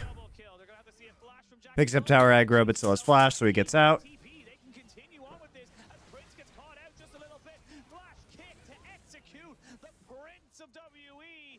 There is a TP potentially available here for the side of Top Esports. They get the kill here onto Hang. You imagine they go for the end, and that's exactly what they're doing. They're going to bring in the Dragon on the bot side, get 2 inhibitors down. And Trouble, I think this is game. I think this is Top Esports taking the lead. Doa co-stream soon. It's hard to find times when we can do that, but I do my... Doa and I just did our video on Dune 2. We have a show together. Here, just go here. We do a show weekly called Nerd Legion. If you want me and Doa, just go watch that. We're doing Shogun. We're recording the Shogun episode tomorrow morning. They do not allow it to happen. Wayward looking for something. He needs to have anything, but the fear stops him. And now he's just taking punishment. Jackie Love with the All right, we're just trolling now. Here comes 369 to murder everybody.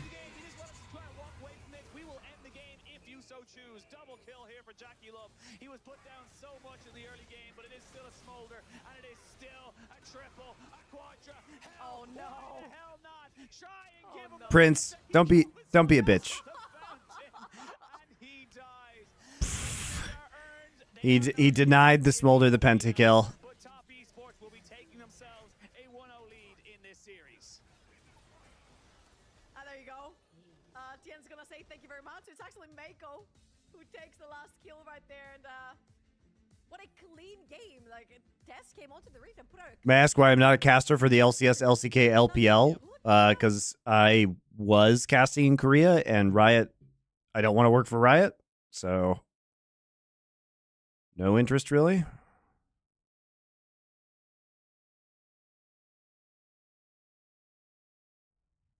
Here from WE.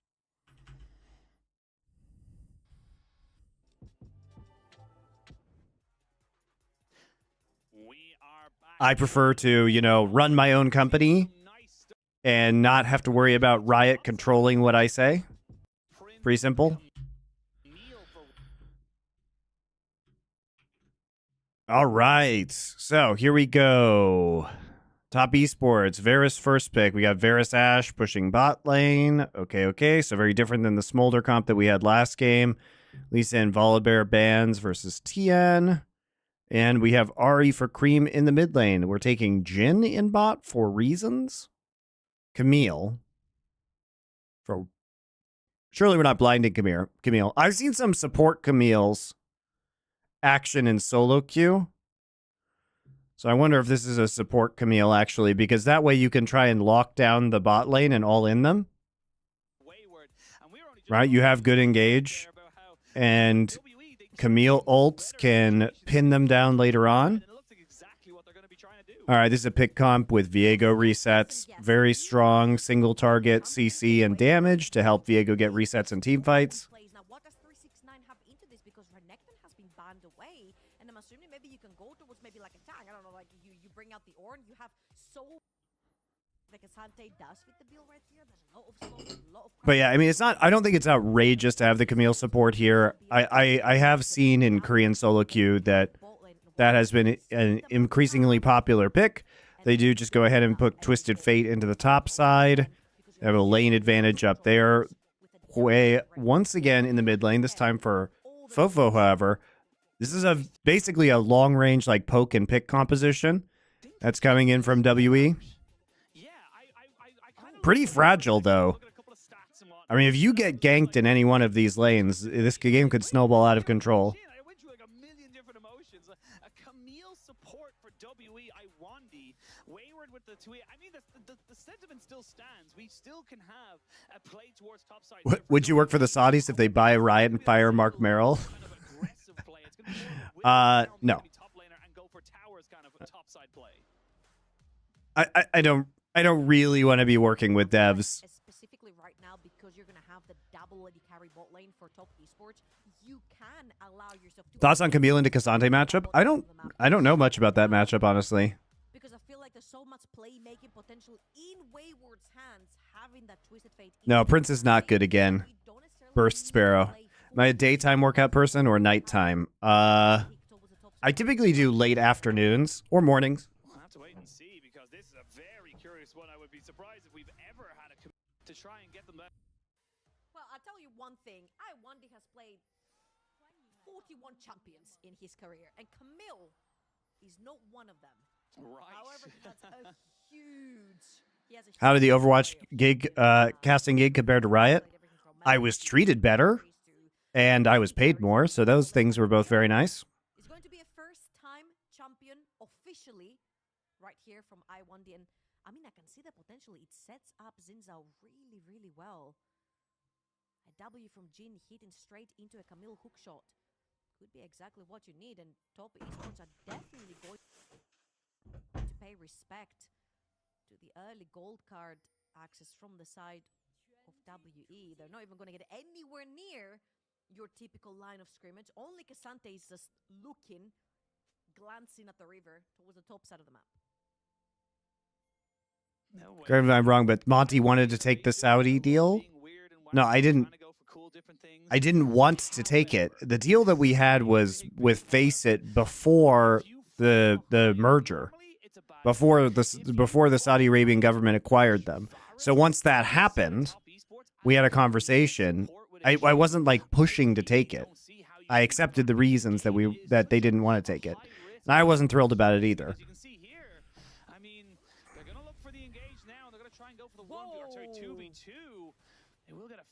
Yeah, the trade back, though, is going to be pretty brutal here. Yeah, he has to flash. I mean, there's double Hail of Blades. So even if you get this initial good trade, you've utilized your bone plating.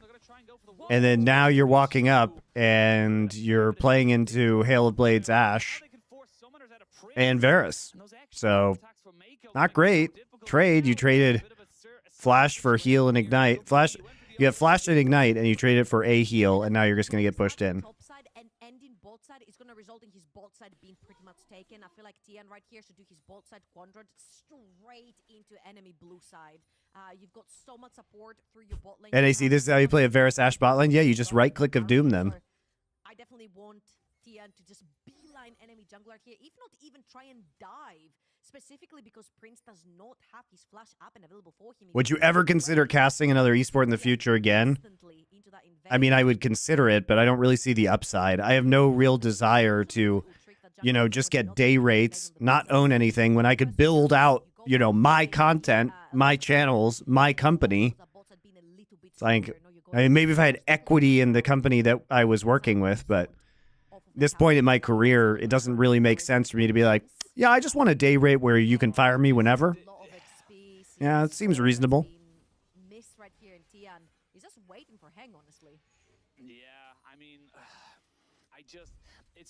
I'd rather just build something where that's mine so that I'm not at the whims of developers.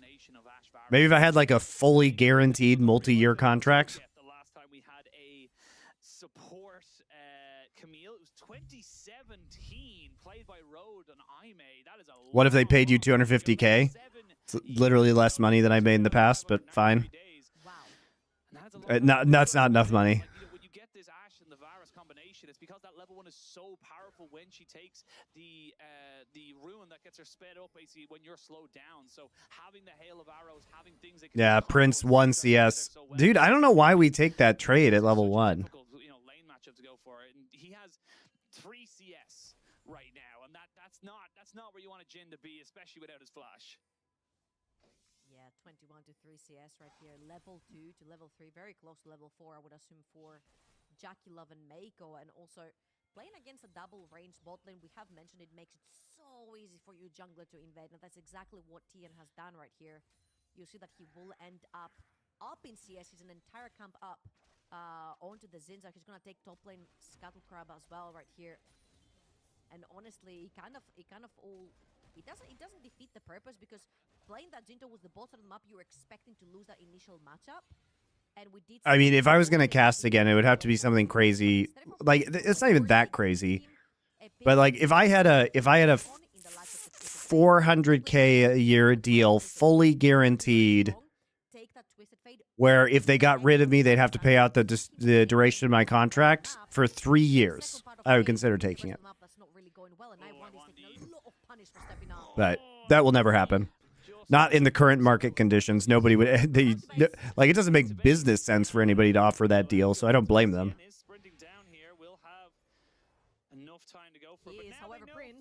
Because the cost is building out my own company, and Elephant does 10 million podcast downloads a year. I mean, Elephant as a company is already worth like several $1 million. So there's not really a point to me not, to be doing something else. This is so brutal. Back to base, and I don't know if he's going to be allowed to go back to base. Tien is sprinting down here. We'll have enough time to go for it. But now they know for sure that Prince is all alone in the world, and there's not really a lot else Prince could do. We'll get the cleanse out just to make sure he can try and walk away from this one. Doesn't even hit W. Tien just sidesteps the W. Just 100 to 0s him. Procs Conqueror. How much of my engagement is YouTube versus Spotify? Most of it is video platforms, either YouTube Live, YouTube VOD, Twitch Live, Twitch VOD. Spotify, it also depends on the show. Podcasts are probably 10 to 15% of our total audience. This particular quote-unquote dive, if you will, between the two towers from TN. So we'll give it to him. Iwandi is looking for mid lane. However, this Ari does have ult. Yeah. Prim will choose to use that just to get out. Iwandi did something. He got the ult. He's got to get 6, though, before they actually have kill pressure. It feels like this is just going to go worse and worse, to be perfectly honest, when you're already turning around at the Camille and saying, right, I need to leave the Jhin alone. But this is the problem right here. Okay, we got double ghost popped here. Iwandi's trying to be annoying. He succeeded in being annoying a little bit. He's just going to try to cheekily try and steal some chickens away from TN right now because there is no point in this kind of Sunday night bangers only. I always do bangers only on Sunday night your time. completely different way around.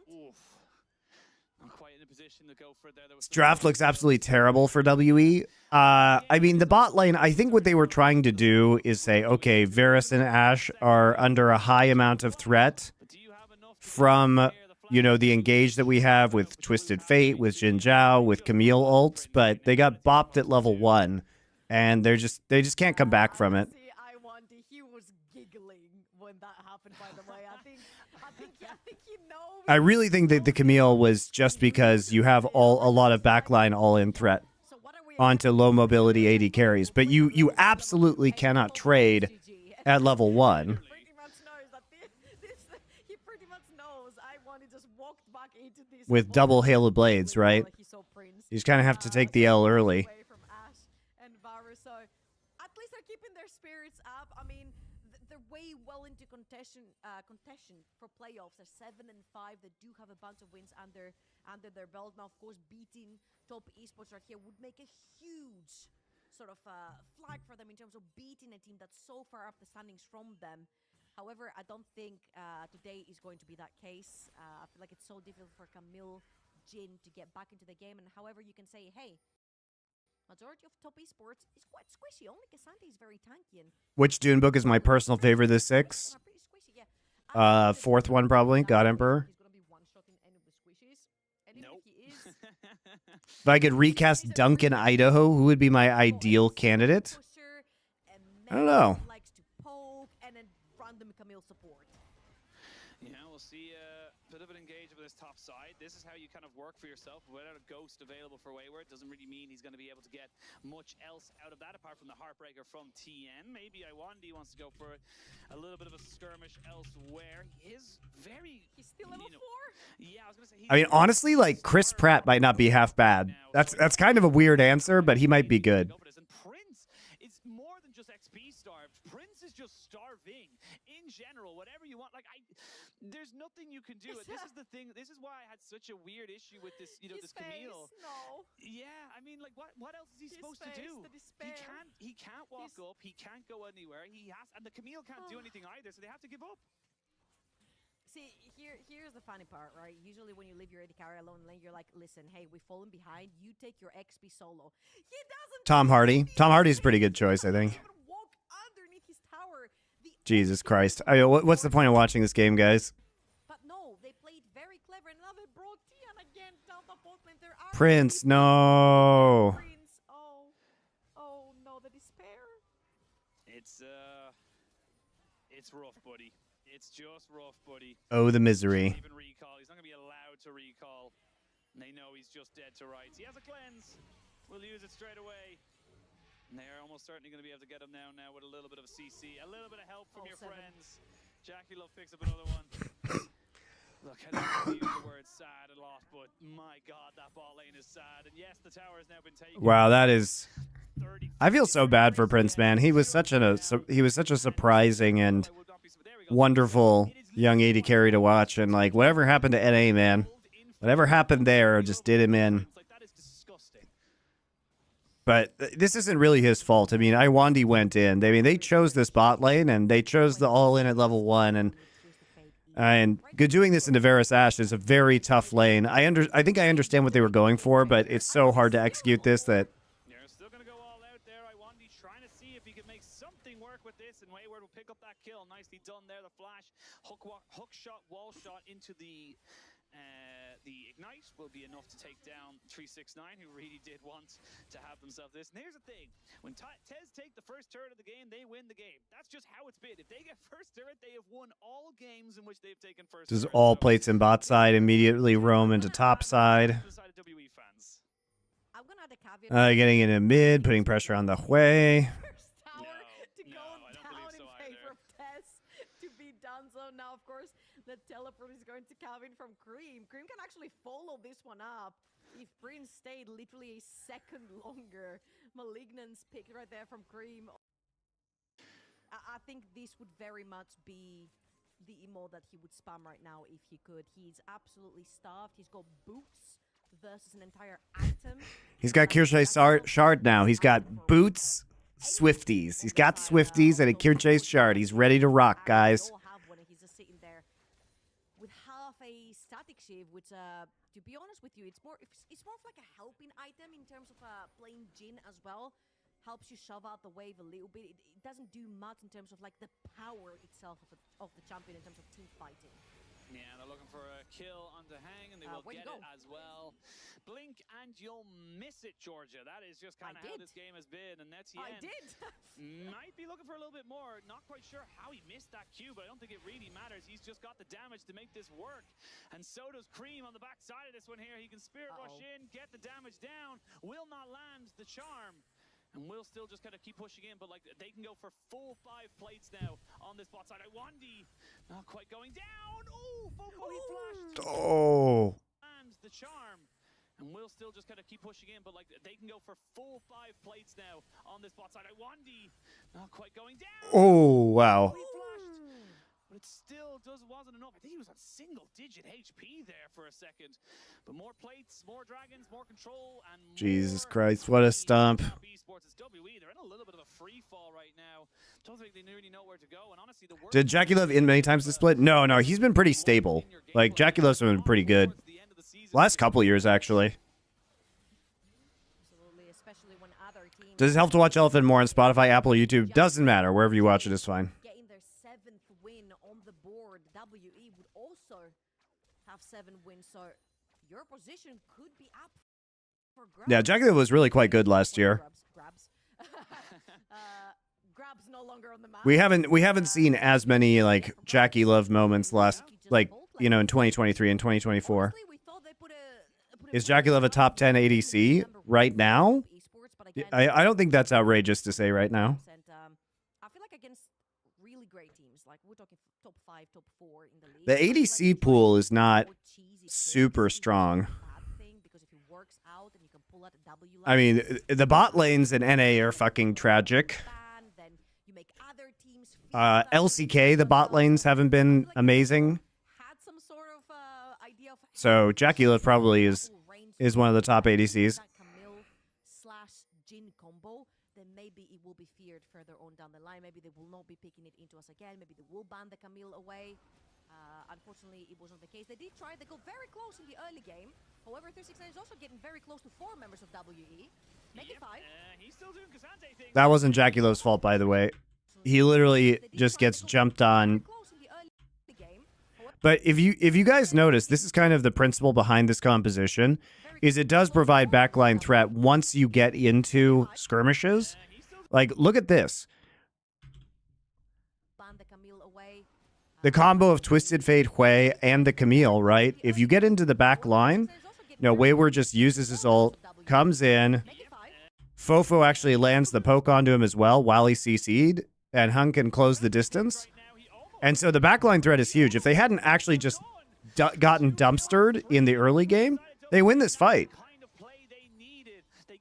I mean, Cream isn't there, but this is a pick composition that can create long-range engage onto low mobility AD carries. Yeah, and that is a huge shutdown from Jackie Love that went over either to Wayward or Fofo, both great champions to pick up that shutdown from Jackie Love. And again, they get to breathe a little bit on map. I think this is huge. 369, huge overstep right here. If he thinks he can take the entire WE, and maybe in the previous patch, wink wink, he could. do the Casante things right there. But he is stuck into the Camille ult, doesn't have flash, he's running the ghost, so Prince flashes away from him literally with a slither of health, and they trade right there. 369. It's pretty bad engage by 369 though. Maybe in the previous patch, wink wink, he could. He needed to get out. Instead, he just gets Camille ulted. Alright, the Viego's not there either. Cream isn't there from the top side. Cream doesn't have TP. And they trade 1 for 2 right here. However, Cream has been hammering that top side of the map. We'll take that top lane tier 1. And again, you see how a little bit for WE, they started breathing again on the map. They are even in gold. Thank you, Drama Banana, for your Twitch Prime sub. Appreciate it. Towards the top side of the map, maybe they can start pulling numbers on a little bit of cooldown reduction, and just honestly, it just seems like it is literally a find champion CC. It's kind of crazy that it's only a like 1.5k gold difference. Well, maybe not anymore. Fofo on the flank here. Arrow straight into Chain of Corruption, right? And then straight into Charm. No escaping that. So I was talking about the single target. Whoa, what the fuck is going on? We are moving straight up to the end of the... What is happening? That was the broadcast, guys. Well, now we know the game ends at 24 minutes. That's hilarious.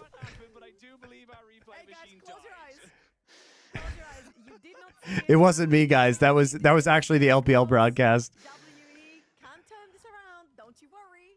God damn, that was and we have been put into the past. We're just Paul Atreides, guys. We are the Kwisatz Haderach seeing the future right now. But we know kind of what we think. I think we saw a glimpse into the future, and I don't think that future was very good for WE. No, you didn't. WE believers keep believing. No, you didn't. That's actually terrible because that could spoil betting lines, guys. Because you can live bet during these matches. If you just saw that, you might have legit been able to bet on top esports. Let's see if I'm clairvoyant. Yes, I am. Oh my god. Wow. You just know every single play. You know what I think is going to really open up this game? I saw the future and all I did was find out one match. Why didn't we look for lottery numbers? I mean, if you had bet on the match, it's kind of the same thing, right? If they can get it onto Fofo specifically, that could really change how this game's going to go, you know? Listen, Grim is going to miss a long-range E right here. Ooh, just about. Wow. Damn, we're good at this. Most betting sites super limit esports live betting. No, a lot of them allow it. Sometimes you have it all to you know, just know exactly how each player is going to be, you know? It's just how it is. Look, sometimes you just have it. Sometimes you're born with it. Sometimes you have it all to That's a replay of earlier? Exactly how each player is going to be, you know? It's just What the fuck? Is that deja vu? Having a little bit of fun. These are the unfortunate issues when we have, you know, kind of different broadcasts, different times, different venues, and we try to bring as much as we possibly can. But look, Online betting is very healthy for the esports scene. It is, actually. It is very healthy because it increases engagement from fans, which increases revenue. And considering you guys don't spend any fucking money on esports, it's good to have the betting so that at least we can generate money in this scene. And we can have more viewership so the other sponsors pay more. I mean, absolutely. Right. In game number 1, I feel like WE tried to shut down the bot lane, and when this happened to TES versus teams like JDG or BLG, I'm going to bring up JDG because it was their most recent series, and if you will, one that was very short after. I know you do, Jerky's Minion. I know you spend money. Sort of battle against JDG. Well, the answer is no spoiler. It's already happening. They couldn't. Because once that bot lane was set behind, once Jackula fell behind, they just couldn't find a way to bring them back into the game. Now, if it was like against WE, who is a team that's more middle of the pack, towards the top of more middle of the pack, they were able to sort of have her Jackula around in every single team fight. So even though Smolder did fall behind, he was part of every single shenanigan that was happening on the map. And now we just need to see top esports sort of replicate that versus teams that are above them in the standings, versus the JDGs, the BLGs, you know? 369 is about to run into 5 people. We just watch this, and he might this be is a able to huge turning Casante his point, way right? If he gets one kill, he should be fine, and he does. That is exactly what they needed to do. They will kill him off eventually, and this will be a great turnaround play for WE. Obviously, It's so wild. So now, obviously, we come later on to the split. We are seeing the likes of Weibo and. So we're just watching this again, dude. It's fucking deja vu stream. I mean, that the rest of the members do not hurt. You'll see that problematic later on. You're gonna have to match it somehow, and if you can successfully keep your core trio the third, this way. To try and deal with top esports and what they bring, and now, you know, top lane is getting sieged in here, but you're losing 2 turrets here in favor for top esports. That's going to bring their gold lead right back up, if not exceed the 2,000 they previously had. They're still waiting on a first item for Prince. Prince gonna get a first item at 25 minutes into this game. They need to force this. Hayward's going to lose his gold card though, because he does not have the rapid fire cannon, which means Iwandi goes in. Yes, side lane news. Let's see if Iwandi can get a pretty good hook shot right here, because Wayward's on the side. Oh, he's never in range to gold card. Iwandi just committing suicide. Iwandi goes in and he ends up dying. Wayward's going to almost certainly execute towards the tower, but they're going to TP as well, just to be sure that he cannot stop it. They're going to give it over to the Ari. Just to be sure. I like how he just starts doing Gangnam Style. Wayward's like, I know we're fucked this game, guys. This is a game that has had a game plan, no longer has a game plan. It had a game plan, which is, hey, we'll take a trade, level 1, level 2, as a Camille Jin. Maybe we cheese them, maybe we don't. If we don't, go next.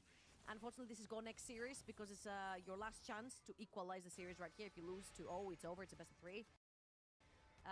They tried something right here with Prince opening up, curtain call into Iwandi flashing through, but he takes so much damage through the stun from Viego, and by the time Wayward wraps around, Wins the next 4 plays soon. Yeah, he is just just starts down. This is all they kind of really have left for them. Wayward trying his best. The static shift finally gets finished up for Prince, but I mean, that is the least impactful item that you can possibly think of. Ghost gets popped by Wayward to make sure he does not get caught out by Cream, but that's going to be the dragon confirmed by the side of top esports. WE, they just don't have a response. I mean, this is the thing when you go for such a Well, it's been a pretty boring game, guys. the game is very difficult to over in the early game. The gamble. The gamble didn't work out. We'll see. 22-10. That's the marker. I don't know. Has got a begin work here. Don't into them now. Forward, however, 10 seconds from now, the Baron spawns as we have reached the 20-minute mark in this game, and with double AD carry, Viego and Ari, you can burn through this Baron so freaking quickly. You see that 369 passes past the Baron, he pings it as well. Do you think shutdown gold should be reduced? Well, this game is really snowbally. Like, I'm not a fan of rubber band mechanics in general, but this game is very snowbally as it is. So without shutdown gold, it just feels like there would never be any comebacks. on the play a little bit. You can see Iwandi and Hung looking to try and maybe get behind enemy lines. This is a nice play if they do not get caught. There's no vision here to indicate where they could be. This is it. This is your Hail Mary. You know the Baron is going to be the next call here for top esports. You imagine that's going to be the final push if top esports get it. I mean, they have to. This is you. Yeah, Iwandi's trying to flank here, trying to find an angle onto the back line. Maybe they can pick somebody off with a Twist of Fate ultimate. Yeah, this is how this composition is supposed to work. See, they got Jackie Love, guys. This composition can work. It's just a matter of getting it through laning phase, which they did not do. But I think at 1 for 2 isn't great. They will get the spiraling despair. They couldn't get Prince or Fofo right on top of this. Wayward, million miles away from where he should be. Gonna try and recall. But I do believe TN should find him out now in a second. Yep, there it is, and there's no escape for you now, my friend. There's an arrow to the face to guarantee it. Wayward will go down, and that's going to be the Baron you imagine. Should be free Baron now. Were so aware that they were getting flanked. They were so aware that the Camille was going to be coming somewhere from their jungle together with Hang onto that Sinsao, and W do not have a jungle. They don't have a chance of stealing this Baron. Maybe a W from Prince if Tian closes his eyes and tries to smite blindly, perhaps. He's not playing Lee Sin though. All right, so we're not actually going for the Baron, turns out. We're just going to wait for the next Drake. Being our fastest team. The fastest I didn't know that Not we were quite, watching not top quite. esports here. Not quite the fastest, but it's still fairly fast. And top esports being our fastest. Charmin. Camille's dead. Charmin to arrow. Smalley. That is a lot of damage. Iwandi gonna have to try and just look at his team from the gray screen. Fofo's already flashed away. The spiraling despair gonna do a little bit of damage to Cream, but nothing of any. Your area as well to TP straight back into base. But Guess we just literally don't even need a Baron to finish this game. They do have 369 pressuring in yet another wave. Then they're gonna press their B buttons. Then they're gonna go. All right, everybody go back, pick up Soul. Bot lane tower. They're gonna press their B buttons. They're gonna go towards the dragon, and they're gonna play textbook.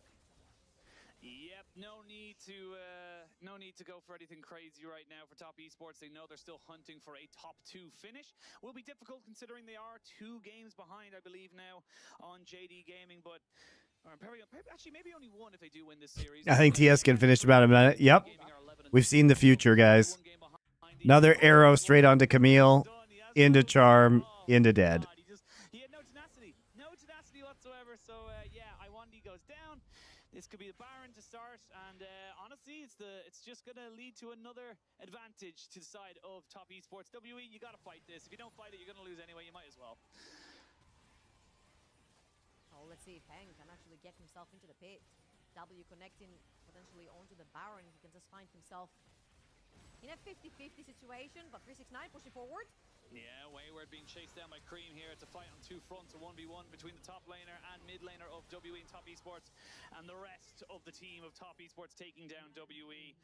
That's going to be all she wrote, you would imagine, with Prince now being chased down. Honestly, could take this 1v2 and quite comfortably come out alive. But Iwandi says, I'll take a 1v1 against the Ashe instead. Doesn't matter what way it goes, but there's a flash and a cleanse. 10 and 3. There you go. Super Minions already conveniently at the Nexus turrets. What a crazy game.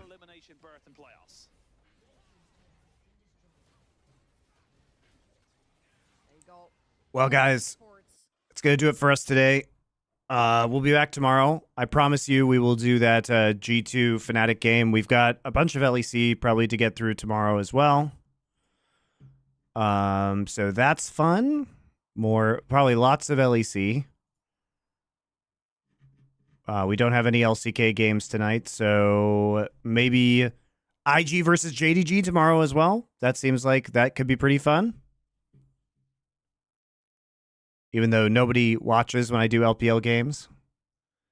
So have a lovely day, everybody. I'll see you then.